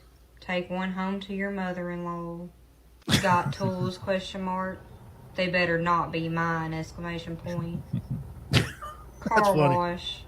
Best hand job in town! ! I love the way she reads the punctuation marks. Yeah. Dot. Yeah. She's like one of the computer bot people. That's pretty cool. We can look at some comments here. She does a lot of other signs. Her voice kills me. Yeah, just deadpan. Yeah. She just kills me. No lies detected there. All right, let's go on here. This I seen this. The only reason why I was on there, one, I don't like racism, racist people. All that. There's no cause for anymore. But Morgan Freeman always has something to say about it. And I listen to Morgan Freeman. If Morgan Freeman ran for president, I'd vote for him. That's how confident I am. Do you think that race plays a part in wealth distribution, or either a mindset that you can't or Today? cannot? Yeah, No, you don't. no, I don't. You and I, we're proof. Why would race have anything to do with it? Put your mind to what you want to do and go for that. It's kind of like religion to me. It's a good excuse for not getting there. Yeah. You know, I said, and it's probably get me in trouble, but I said to some of my colleagues recently, so I know that it's an issue, but it seems like every single day on television I'm talking about race, and it's because of the news cycle, it's in the news, but sometimes I get so tired of talking about it, I want to just go, this is over, can we move on? And if you talk about it, it exists. Right. Yeah. It's not like it exists and we refuse to talk about it, but making it a bigger issue than it needs to be is the problem we have. True or false? The movie Shawshank Redemption was made good by Morgan Freeman being in it. Nobody else could play that part but Morgan Freeman. That's true. You think so? Yeah, he's been amazing actor. He's one of those guys that can take a role and it doesn't look like he's acting. Right. You know, sometimes I've been I start watching Netflix, and Netflix, the quality of the acting is wide. Sometimes it's very good, and sometimes not so much. I like that word. And sometimes I'm watching a scene. It's like, how many times did they have to shoot that scene until you got that right? Yeah. Because it looks like you're just acting. Yeah. There's sometimes you're like, Yeah, why? and then whenever he had a role, it did not look like he was acting. Well, I'll put it this way: I've never seen a Morgan Freeman in a movie that I didn't like it. Yeah. And that's the ultimate compliment to a person who acts. If you can say, "Hey, man, every movie you've been in, I liked," you know, and I love Morgan Freeman. I love him. He's a good dude. All right, here's how you say it.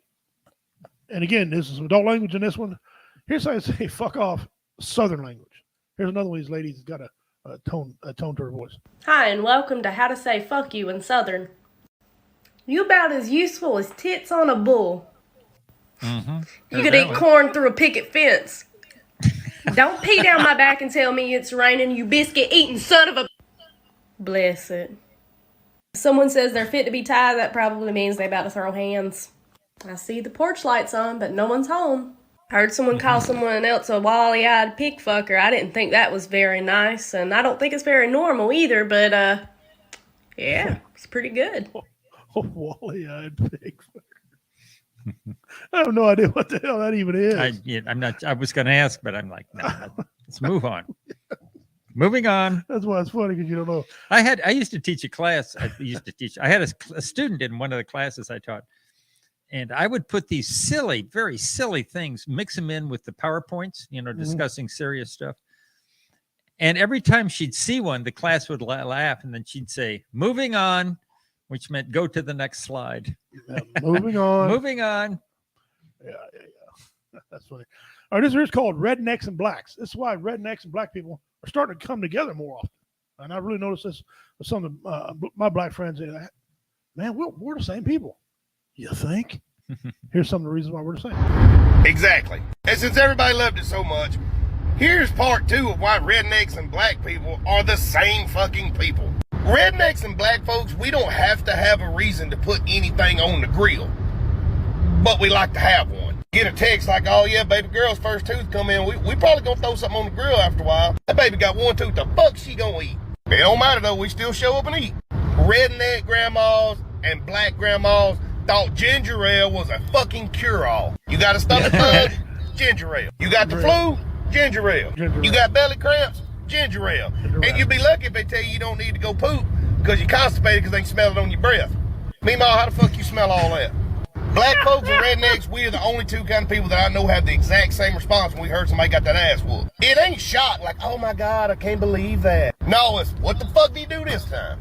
That boy gonna keep on get that final ass whooping and keep on fucking around. I tried to tell him hard-headed ass woman. Tell me he's wrong. That's about the size of What'd you do? What did you do this time? This next bit. How often do you fly? Oh, rare, very, not at all anymore. I don't hardly fly at all. No, I don't, no. but I do once in a while. Oh, I flew last year, first time since 1993. Wow. Okay. I went out there and did a comedy bit out there with our friends in Oregon. Okay. Oh, by the way, how was that? It was beautiful. It was great. Good people. The show was magnificent. Doll on Spreaker. So they didn't have to look at my ugly ass. I sat in a chair and entertained like this. Now you're talking. So Yeah. basically, you didn't have to go out there at all. Well, You could have done it from here. Well, I did get to meet some of them, shake their hand, and then they knew what was coming. So they went at home because it was kind of not really pandemic-y, but kind of pandemic-y, and people didn't want to load up. So you could have done it from here. Could have done it. Anyway. Some of it, yeah. Okay. Where are we at here? Let's see. Oh, yeah. Planes. This is why I don't ride planes no more. This is what the captain said before landing the plane. This is your captain speaking. You guys definitely should have taken a boat. Do you know how short this runway is? This is literally the shortest runway in the world. And we're in a pretty big plane to be landing here, so if you do any amount of research, you should have known better than to be on this plane right now. But I'm going to do my best. I can't guarantee anything. Remain seated, seatbelt securely fastened, life vests are located under the seat in front of you and can be inflated by pulling on the tab on the left side. We'll be on the ground or in the water momentarily. In the water. That's not the voice of confidence. No, we're going to be on the land or in the water short. Yeah, when we, my wife and I flew into Oakland and Airport International, and when you come in, you're flying over the water, over the bay. Right. And you get closer and closer and closer. Sally was sitting next to the window. We're getting closer and closer to the water. And she said, do they know there's water out there? I said, yeah, probably. I think they've done this before. And sure enough, there's the runway and we're down. But that's a little disconcerting. Yeah. If you can't see where you're going, you can just look down, see water. Yeah. And then you got a guy say, well, my land, I'll land with my land. Yeah, that's not helpful. Listen, dude, I'm whipping your ass when I get up here. These are some jokes that were banned off TV. You tell me if you think they're offensive or not. Funny's funny. A restaurant in Texas has created a controversy by putting pictures of Bruce Jenner on the men's room door and Caitlyn Jenner on the women's room door. Even worse, they called the handicap door Rob. Yeah. No, you can't do that, Joe. You can't do that. You can't do that on TV. The Boy Scouts of America agreed this week to allow girls into their organization because somebody's got to sew those badges on. Now, again, these jokes are offensive, and that's why we won't tell them on air. For the first time in 146 years, it has not snowed in Chicago during the months of January and February. Or all the snowflakes were shot before they reached the ground. British prosecutors are now saying that anyone caught posting revenge porn could face up to 14 years in prison. So you better not post that video we made, Pippa. It was reported that more than 400 million pieces of plastic has washed up on a remote island in the Indian Ocean. And for reference, here's what 400 million pieces of plastic looks like. Kardashians. Americans, stop making fun of the Chinese for this virus, okay? I'm sure they may have some interesting choices in edible meats, but don't act like Americans are any better. I mean, we just stopped eating Tide Pods like 2 years ago. According to a recently released report, authorities in 2009 stopped a terrorist plot to bomb Oprah Winfrey's studios, which explains why Oprah was always saying, everybody look on. To finish that off, everybody look under your seat. Everybody look under your seat. Yeah, get it? Yeah. Cut it off, but that's funny. That was pretty good. Yeah. I don't know if they were offensive or not. I mean, what do you think? I like the Caitlyn Jenner, Bruce Jenner. That's actually a great idea because what was it? Of course, I was in a Mexican restaurant for lunch the other day and it said senors and senoras. So that was pretty clear. But one had boars and I forget what it was. What do you call a female hog? Sow. Boars and sows. And I'm like, I'm going to need a translator. Yeah. Well, if you remember the Misfits, the bar we had at Warrior Fest up in Raytown, it said on the men's it said balls, the women's like no balls, balls or no balls. Well, I like the one that says urinal, no urinal. Yeah, that's pretty simple. Yeah, I mean you can't mess that up. I don't. When you talk about the bathroom, not about the person using it, that makes a lot more sense. It does. Here's some. Here's actually the video version of "You Don't Say." Okay. Here's a video version of it. China may be using the sea to hide its submarines. I mean, that's why they're smarter than us. We'd have never thought of something like that. Breathing oxygen linked to staying alive. Huh. A nuclear explosion would be a disaster. Now you know. Rooms with broken air conditioners are hot. Just an FYI. Greenland meteorite may be from space. Those are the worst kind of meteorites. Woman missing since she got lost. Well, that's good. At least we have a starting point of where to look for it. The World Bank says that the poor need more money. I mean, that's why they make the big bucks. Bugs flying around with wings are flying bugs. Well, no shit. I've actually seen that. I'm like, I really, I told her, just say what I thought it said. She said, yeah, I got to use that. Don't you wonder if sometimes the guys writing the headlines are just goofing on people? That's not a mistake. They did that on purpose. You think so, wouldn't you? I mean it'd have to be. You wouldn't think nobody's that damn dumb. Somebody's like, I've got a great headline for this story. Look at this. Dean Cerny says, North Island sucks to fly into. North Island. I don't think I've been there.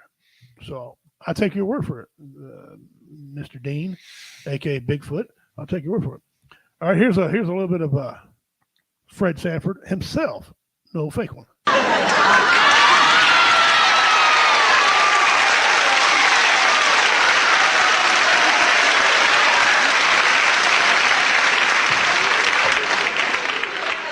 Hi, Lamar.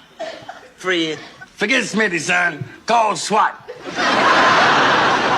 Shut up, heathen. Well, Fred, I see you finally got rid of all that old useless furniture in this house.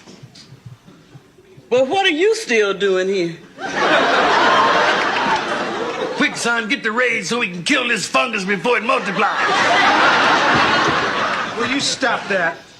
Somebody robbed us on Esther. They really cleaned us out. Well, I guess that's what they mean by good riddance to bad rubbish. And I guess you what they mean when they say, into each life some ugly must fall. Watch it, sucker. Now, I didn't come here for no fight. I just came for a little donation for the church. But it looks like I'm too late. That's not true, Esther.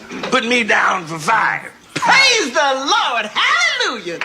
Fred Sanford, $5. Not $5, 5 knuckles. Okay, old sinner. But just remember tonight, when you look around this empty house, just remember that the Lord giveth and the Lord taketh away. Hallelujah. And you remember when you look in the mirror tonight, the Lord gave you that face and you stuck with it.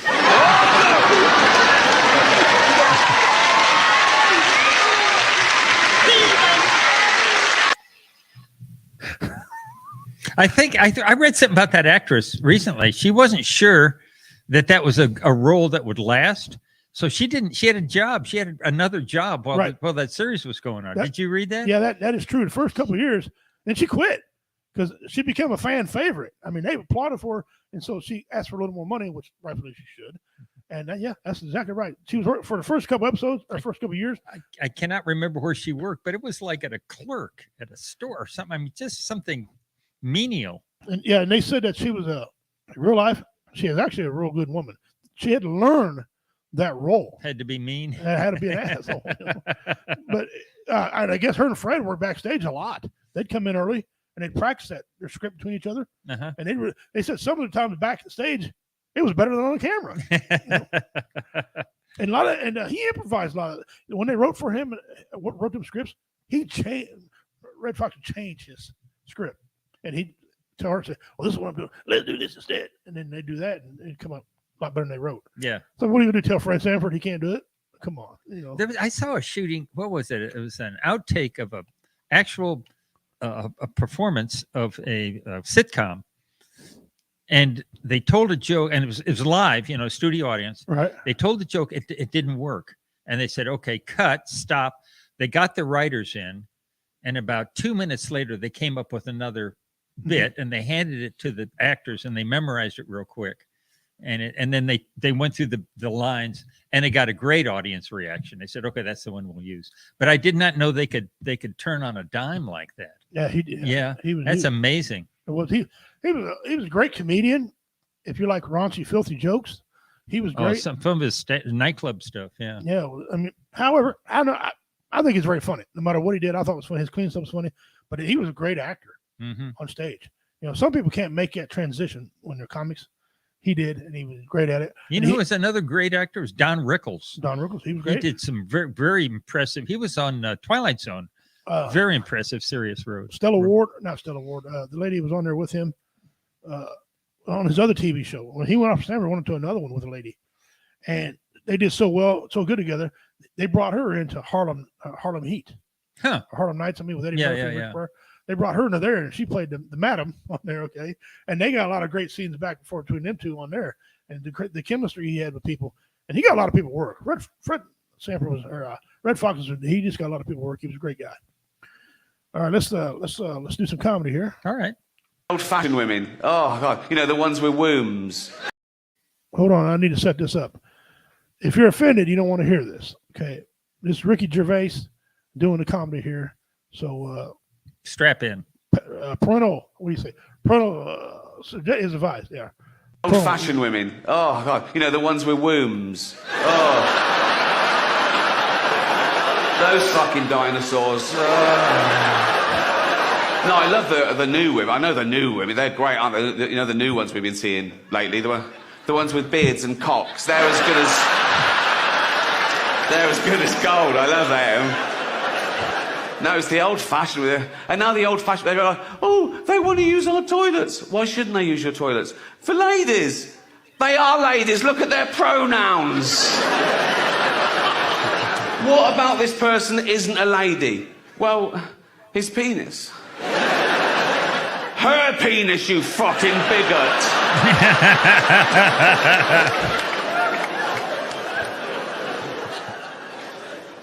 What if he rapes me? What if she rapes you? You fucking turf whore.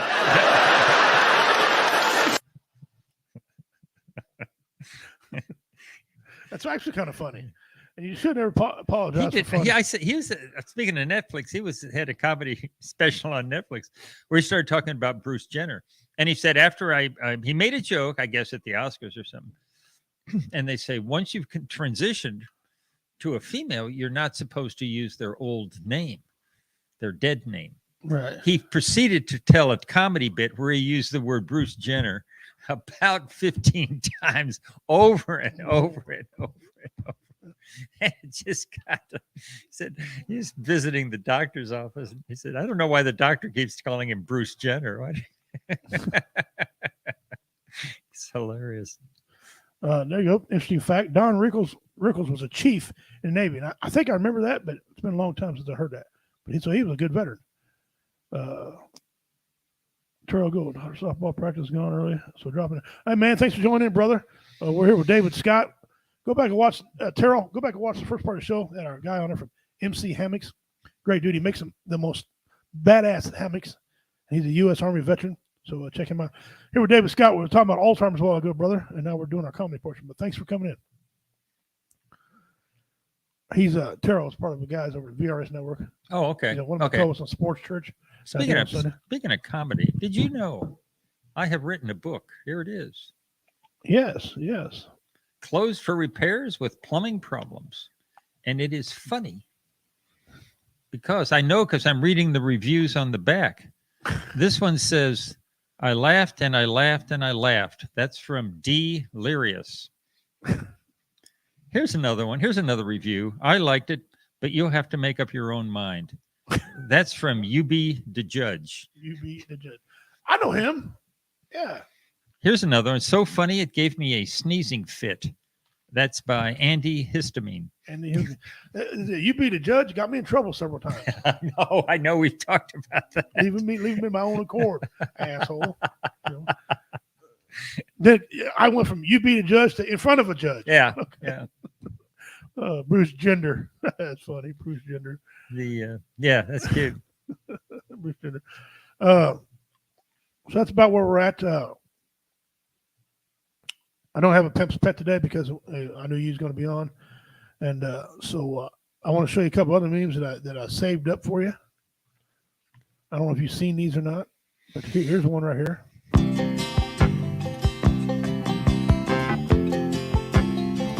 Just a good old boy. I'll save that. That's just stunning. And I don't know if I remember if I showed you this one or not. What happens if you say that and someone gets offended? Well, they can be offended. What's wrong with being offended? When did sticks and stones made break my bones stop being relevant? Isn't that what you teach children, for God's sake? That's what you teach toddlers. He called me an idiot. Don't worry about him. He's a dick. Now you have adults going, I was offended, and I have rights. Well, so what? Be offended. Nothing happens. You're an adult. Grow up. Deal with it. I was offended. I don't care. Which is so right. There's yes. There's a lot to that. There's a lot to that. Yeah. And being in comedy like you and I are. If you're offended, whose fault is it? That's right. Being in comedy like you and I are, we've heard a lot of complaints, a lot of praises and stuff like that. Oh man. One thing I don't like is when someone comes to they know how to read. They drive their car. It means they've read a book. They know how to read. Okay. And they come to an adult show and they get offended because it's an adult show. When the flyer says adult comedy.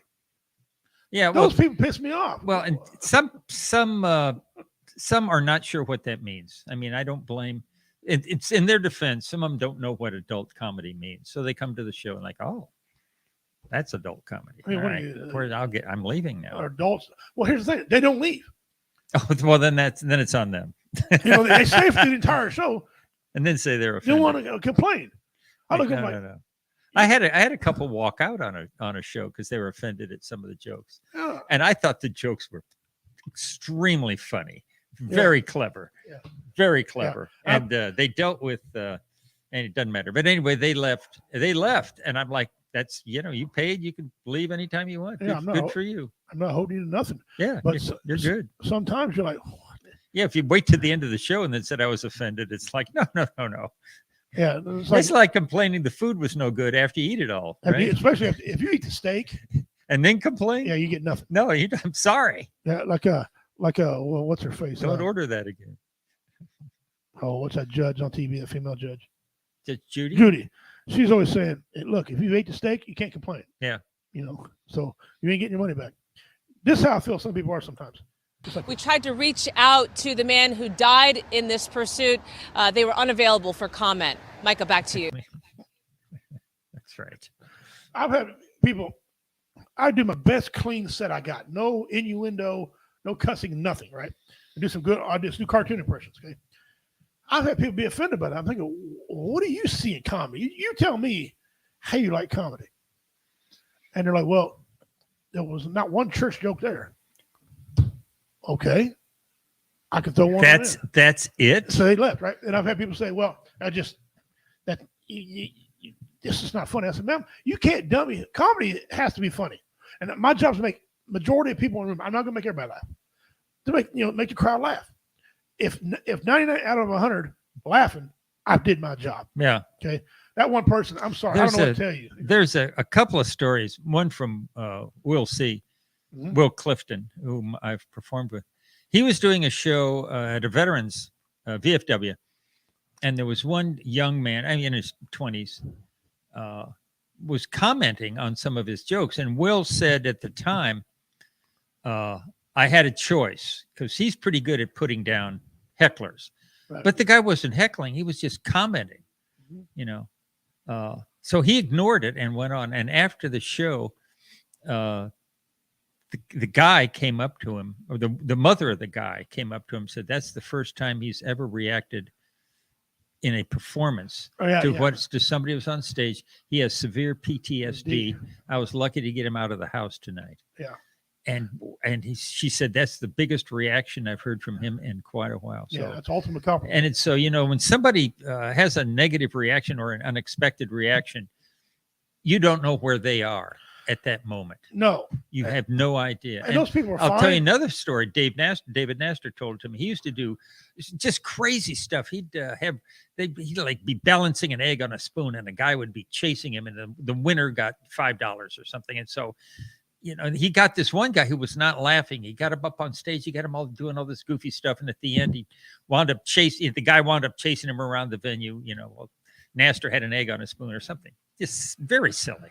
And afterwards, the guy came up and thanked him. And he said, my son died 2 weeks ago, and this is the first time I've laughed in 2 weeks. Now, see, so you never know. You never know. Once I got a problem with when it's their fault. Okay. Yeah. Well, if somebody gets drunk and starts heckling you, then they're fair game. Oh, I heckle anybody. Yeah, I don't care. I mean, I don't have a whole lot of heckling. What I did the last show was, we all come in. It was right after the Will Smith thing and David Chappelle and all this stuff. I said, tell you all right now, don't run up on this stage. All of us can fight. Okay. And that kind of opened them up a little bit. Yeah. Run up here, we can fight. Okay. Ain't gonna be no calling the popo. Yeah. Calling the ambulance. So you kind of got to, get them going. But the ones I hate, or they watch the whole show, then they get mad. Like a lady told me one time, I did a joke and I dummied it down. Okay. But I left the word penis in it. Okay. Well, 50% of the population have it. Okay. And she got mad. She wasn't mad about redneck pimp. She wasn't mad about, other things part of the joke. She was mad because I said the word penis. I'm like, Did you know that there was a pope, all the statues in the Vatican of angels and stuff and classical sculpture. There was one pope who had all the penises of the statues chopped off. I'm like, what is wrong with you? Oh my gosh. Anyway. Here, one of our fans on here commented here, says, not much gets underneath my skin, but don't bring your kids to an adult show. Yeah. What's with parents taking the kids to a drag show? Okay. That makes no sense. If you're into that, great. Let your kids develop their own, what they want to do. Don't force upon them. I believe taking people to that is forcing on them. Nothing really makes me crawl, and I might get a lot of mail for this, but here we go. I don't like little kids in beauty pageants. No, I think it's disgusting to me. Not a fan. It creeps me the hell out. And I'm, you know me. You've known me for a long time. I don't get creeped up by nothing. Don't care. But I'm uncomfortable watching that damn thing. I just think it's disgusting. There's little girls dolled up looking like women parading around there, knowing that you got sexual deviants who watch these pageants. A lot of these men spend money to go to these pageants. Okay. I don't want my granddaughters now. It used to be my daughters now. I don't want my granddaughters walking around and somebody have to go in the back and rub one off. Okay. After they watch them. I just think it's nasty. Yep. I agree. It's a multi-billion-dollar thing, or several hundred millions anyway. These pageants bring in. It just disgusts the shit out of me. I'm uncomfortable watching that crap. The drag queen thing. It does creep me out to see men wearing dresses kind of dolling up, but they leave their beard. Dude, that's a dead giveaway, dude.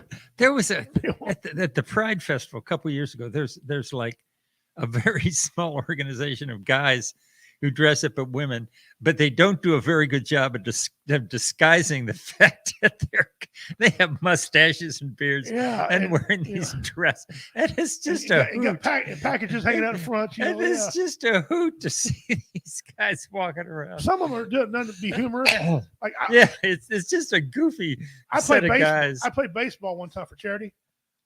Dressed up like a woman. Oh, yeah. Only I didn't go all out with makeup because obviously there ain't no makeup to fix this. Okay. But I did it for charity, right? But I was seeing all these guys walking around and had their cowboy boots on. I mean, their work boots and shit, They wasn't dressed up in no drag queen. No. That wasn't no pageant. That was like, you got to be kidding me, And we were all backstage, here I am flexing. Everybody's like, no, man, you're the ugliest one I've ever seen. So thank you for that. Thank you. I appreciate that. Thank goodness. I don't want to ruin it for the other women. Even my wife's like, Ugh. Hurry up, hit a home run. Let's go home. Get you out of that. Maybe I love you more every day. Because some of these guys dress up at women go to great lengths. They got the eyelashes and the makeup. I mean, they go to a lot of trouble. But shave that chin. I mean, they do that too, and some of them are striking. They come out, it's like, wow, very impressive. Is that the word you want to use, impressive? Yeah, it's like, wow. Remember back in the day when we had 3 channels and you didn't like what was on, we turned the TV off and went outside. Yeah. Yeah. Not anymore. There's something on. It's a big deal. Big deal when we got the 4th channel. Yeah. UHF. And if the president was on, your night was shot. Yeah. Kiss you. That's all that was on, all 3 channels. And then when we got MTV, remember when MTV used to show music videos? Yes. VH1 was they were showing music videos, and they were, now only thing that shows music videos, I think, is CMT, Country Music Channel. I think am I right on that? The only one, and they show music movies too, but it's quite a world we live in. It just shows how old I'm getting. Like TV in the military overseas, 4 channels, Spot, News, Base Channel. Yeah, that Base Channel, I watched 10 minutes of that. I got to find me something else because I love the military, huge fan, veteran, but I can only watch so many documentaries on tanks. How to service the tank. How to replace a tread on them. Yeah, which is kind of cool. Tank. The first time you seen it. Yeah. Oh wow. 3 times later. Yeah. Oh yeah. Sorry about that. But my kids are finding out this week. Light hit the ISP server, so the computer and the TV has no internet until the new part comes in. Huh. Lightning. Ooh. Lightning story. 2015. Wife and I had new garage doors put on our garage, new wiring, new lights, everything, right? I was coming back into normal in modern time. I had a leak. My pressure valve inside my house, my main pressure valve was leaking. So I turned my water off. Went to bed. At 3 o'clock in the morning, I got up. I never, Dave, get up at 3 o'clock in the morning. Never in the dawn of time since I've been around, ever got up at 3 o'clock in the morning. But I did this day. I'll walk and give him a glass of water. I walk by the window, stop, backed up, seen this orange glow in the window of my garage. Okay. Raining outside, like to beat the band. I go outside. Here I am, just a fat man in boxer shorts. Walked outside. Been a sight for the neighbors if they seen it. Looked in the window. I seen fire in my shop, just roaring over the ceiling, just folding, in the ceiling. I run back in the house. Told my wife, said, Shelly, you got a fire outside. Honey, it's not time for comedy. I'm not. This is no joke, sweetheart. I'm trying to shake her foot. I'm trying to put these pants on. They wouldn't fit. I was like, what the? I'm jerking. I said, what? I just laid my pants there. What the hell's going on? I turned on and it was her pants I was trying to put on. So I switched to put my pants on. She says, you better not be fibbing to me. I said, honey, I ain't fibbing. There's a fire out there in the shop.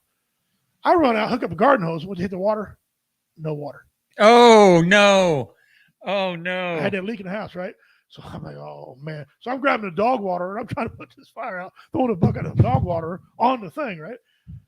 She's calling the fire department, had them online, and they asked my wife. My wife don't get frustrated much, but she deals with these people. They're like, ma'am, are you sure you know where you live? We've been up there since 2003. This is 2015. 12 years I've been in this place. My wife I love her to death. She goes, look, you stupid son of a bitch. I ought to know where the hell I live. Send me a fire truck. And she goes, are you going to deal with my husband? He's already frantic. Who's your husband? Richie King. We'll send him right away.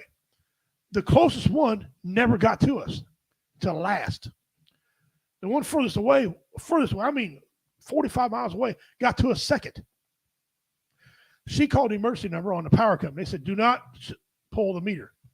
I said, I'm pulling the damn meter. They said, don't. I'm trying to put the fire out. Fire truck shows up. First thing he does, he pulls the meter off the house. Everything was locked up. I had no key to these new doors yet, right? So I had to kick in my new doors to get in there, put the fire out. I lost $35,000 worth of equipment. Good Lord. Construction equipment. I mean, that's big time construction got built. I know. $1,000,000 homes, right? All this construction equipment gone, tiller gone, all this crap gone. I felt a little bit of sadness, but I couldn't at the time, right? They looked it up, find out what it was. Lightning hit the wire coming from the pole. Oh, for goodness sake. Lightning hit the wire. And that caused the light to short out, which kicked it back into the box, melted all the breakers in the box. It was totally all melted together. I took it out in one piece when I was cleaning up. Good gravy. $35,000. Oh my word. I'm so sorry. Here's the sad thing of that. Shelly got insurance on the place We switched insurance companies in 2006 or 2003 when we first got the place. She got farm mutual insurance, common things that people in land do. In 2006, without us knowing about it, without our permission, they switched us to deductible insurance. We didn't have deductible insurance. Okay. I lost $35,000. They said they wrote me a check for $17,000 to build my garage and start replacing some of my construction tools. David, I had a transient. You know what a transient is? That's how you level up buildings. It's laser, all these gizmos and gadgets on it. It's to level pole barn stuff. You get it perfectly straight, right? It's a transient. Houses too, right? That thing cost me $17,000. It's worth every penny of that. Couldn't replace it. Couldn't replace that. My neighbor, he said, "Dude, you should have knocked the garage, parked your car inside there." But yeah, and they wrote me a $17,000 check. I was able to replace the garage. I built it myself and had some guys come help me. So we built that ourselves, right? And I've lost so much tools. I'm still finding stuff that was from 2015 that was burnt in the fire. I'm like, crap, that I need and don't. Sad deal. The insurance company could kiss my ass. So I immediately switched over. As soon as they wrote, then they tried to write me a check for 2 weeks. So they're all going to be on vacation. So I drove over to the place, knocked on their door as I was talking to them on the phone, right? And then they brought me in, and they didn't like it. They gave me my check. I said, I'm canceling my insurance right now. I will not be re-upping. Well, what do you mean? That's a no-brainer. What do you mean? So look, my wife has got me being calm. I take medicine now, but I'm about to tell you something. I didn't, but I was about to tell them this. We left and she immediately went to a new insurance company. Immediately. I mean, she was on the phone when I left the house, apparently. That's how quick. The guy called me up and said, your wife called me and said, yes. You didn't hear what it cost? Yes. I don't care. It was actually cheaper, but so that's kind of one of my stories. No, that's your lightning story. Yeah, it sucks. But I remember that. And I told that bit on stage one time. And the guy's like, man, he said, I didn't know where to laugh at you or throw you money. I said, well, my reaction was the funny part. He goes, well, that was funny, your reaction part. He said, if you wanted that, you captured that. He said, but don't tell that joke no more, man. He said, it makes me pissed off. So I got what I was looking for. I was looking for the reaction from my. Yeah. And that was a great joke for that. But people didn't know they want to throw me money up on stage. Didn't know it was a fundraiser or a comedy show. Yeah. So lightning sucks. The base channel was sports center of the military. It was, man. ESPN was on a lot of time. I kind of missed the bad commercials. Yeah. You can only see so many of them, though. I went to post chemo checkup yesterday. My doctor loved my shirt. My balls still aren't hairy yet. Thanks for the chemo.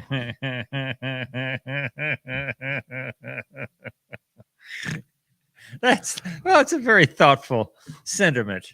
Oh, thank you for sharing. Me too. Utterly horrible.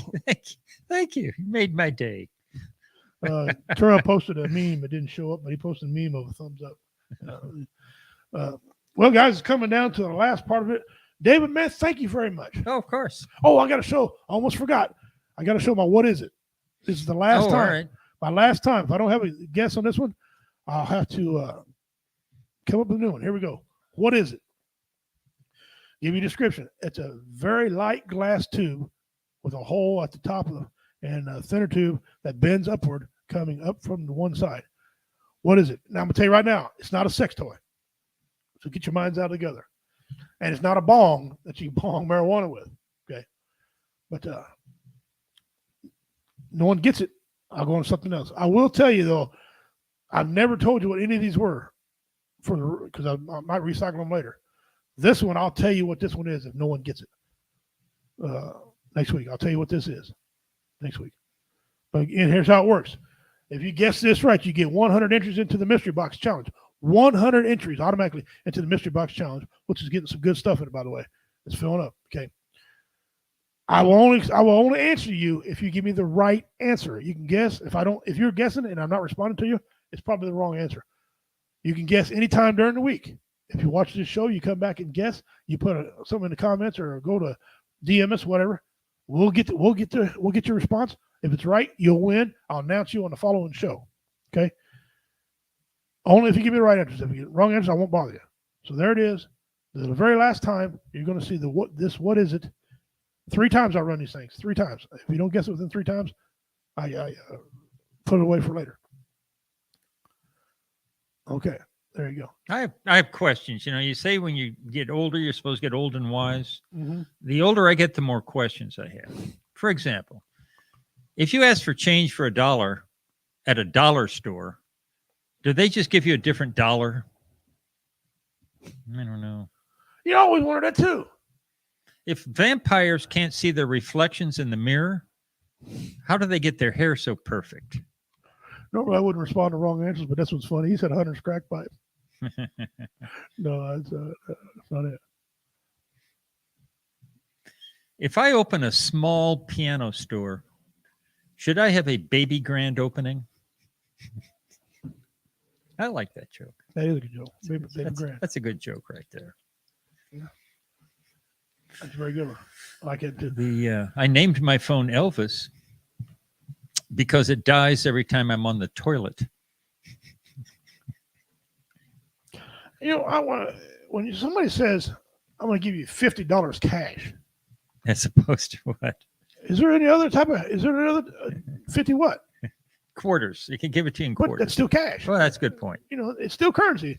You know, I did $50 cash right now, or like you're going to give me food stamps or something. I mean, Yeah. you know, in the store credit. Yeah, in store credit, online Bitcoin. Yeah, That's yeah, not cash. Bitcoin. That's Oh, not that may cash. not be a bad deal. Yeah. Did you know that at nursing homes, the code word for toilet is mustard? Specifically, gray poupon? Gray poupon, yeah. What was it the other day? Check for $50. But see, that's not. But check for $50. It's still $50. And, you know. But well, guys, again, I want to thank David Scott for coming in today, brother. Man, thank you very much. He's going to be performing. I'll let him give all that. But man, what you're doing in the college money for hits hard to you. I understand that, and God bless you all for, thank for you. raising, Thank you very raising much. money for Alzheimer's. But if you will, before we go, if you will give out your information and what time you're performing, and all Well, that. you can contact me at davidgscottcleancomedy@gmail.com, and I'll provide all the details. But it's at the Groundhog Day Theater. Oh, there it is. Groundhog Day Theater in Gladstone, Missouri, 7 o'clock on June 21st, which is a Tuesday. And the name of the national name of the fundraiser is The Longest Day. As it turns out, Tuesday the 21st is the longest day of the year. Yeah. Yes, it is. That is most correct. Yep. Most correct. So the summer solstice. First time I heard that term, summer solstice, I thought it had to do with seasoning potato chips. Put some solstice on that. All right. Solstice. Yeah. There's a lot of questions I have that ain't really got answers to them, and we'll cover that on another show. Okay. But again, brother, thank you for coming in. My pleasure. I love it. Thank you for having me. This is always fun. You're always welcome here, no matter what. Ladies and gentlemen, David Scott here, a good friend of mine, king of clean comedy, two-time winner of the last comic standing on the WO Entertainment Network. Man, what a great guy. Next year, though, we're going to change up that, by the way. We're going to go in March again. But this next year, it's a winner-take-all, $500 purse. Holy moly. $500 purse next year. That should... I'm saying I can't. They may be I can't coming out of handle the woodwork to compete for that. No entry fee. Really? No entry fee. I have a donor who's put in $500. Winner take all, $500. All bragging rights, whatever. Only stipulation is I can't perform. I got to host it. So come as a reigning defending champion. I'm gonna make the same rules. First round 5 minutes, next round blah blah blah. Same thing. Okay, that's a little different pattern. In our world, that's how it works. $500. So be prepared. I'll have a date coming out for that. Winner take all. $500. Right. You have people traveling from everywhere. Yeah, you'll get. I mean, people are like, I ain't got gas money. What? How much? You know what? I'll be there. You know what? Yeah. You know what? I'll give that a shot. Yeah. Oh, the wife had to. You say 500? Hey, baby, you can do that tomorrow. Let's go. So yeah. So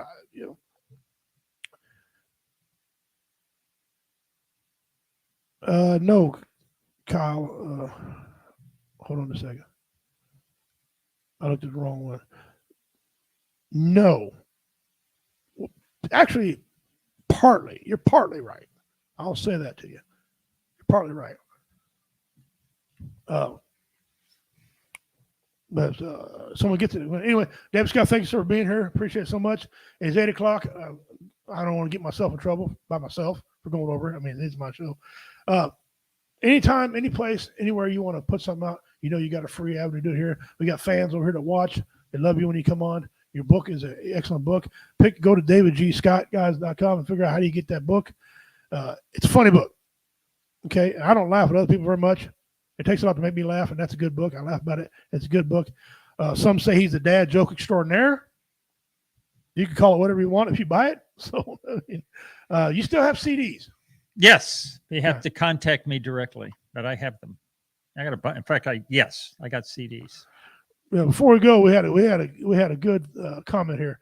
I'd rather get 50, or I were going to take a gas than $50 in cash. Yes, $50 for taking gas. Okay, all right. You ain't shitting. Anyway, guys, thank you for tuning in. We appreciate it. We talked about Alzheimer's. We talked about the hammock. Well, that's the first part of the show. Guy makes great hammocks. He's a veteran. Let's support veterans. I'm going to try to get him on, turn him on to other people. David G. Scott's in house. He'll be back again. He likes to come down with us. We love to have him in studio. That being said, you're not worthless. You're not worthless at all. Everybody has a purpose, except child molesters. Other than that, you're not worthless. You got people here that love you. People want you to call. People make you laugh. We got fans in here right now. I know Kyle Lundy talked to you. Terrell Gould talked to you. Dean Cernan talked to you. Julie. Everybody who comments on here. Jade. Guys from BB Nation. Guys from VRS. They will talk to you. We don't want you to be that stat. We don't want the 22 a day.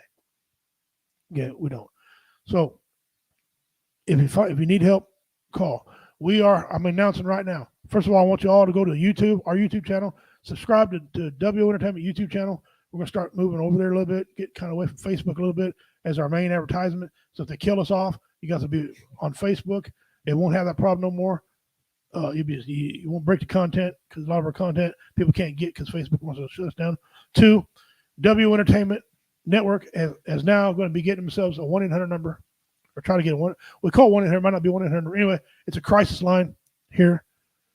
We're working on details as we speak. Roy Anthony, Blue Phoenix, Athen, myself, we all come together on this deal. We're promoting this thing to get a number where suicide people can call.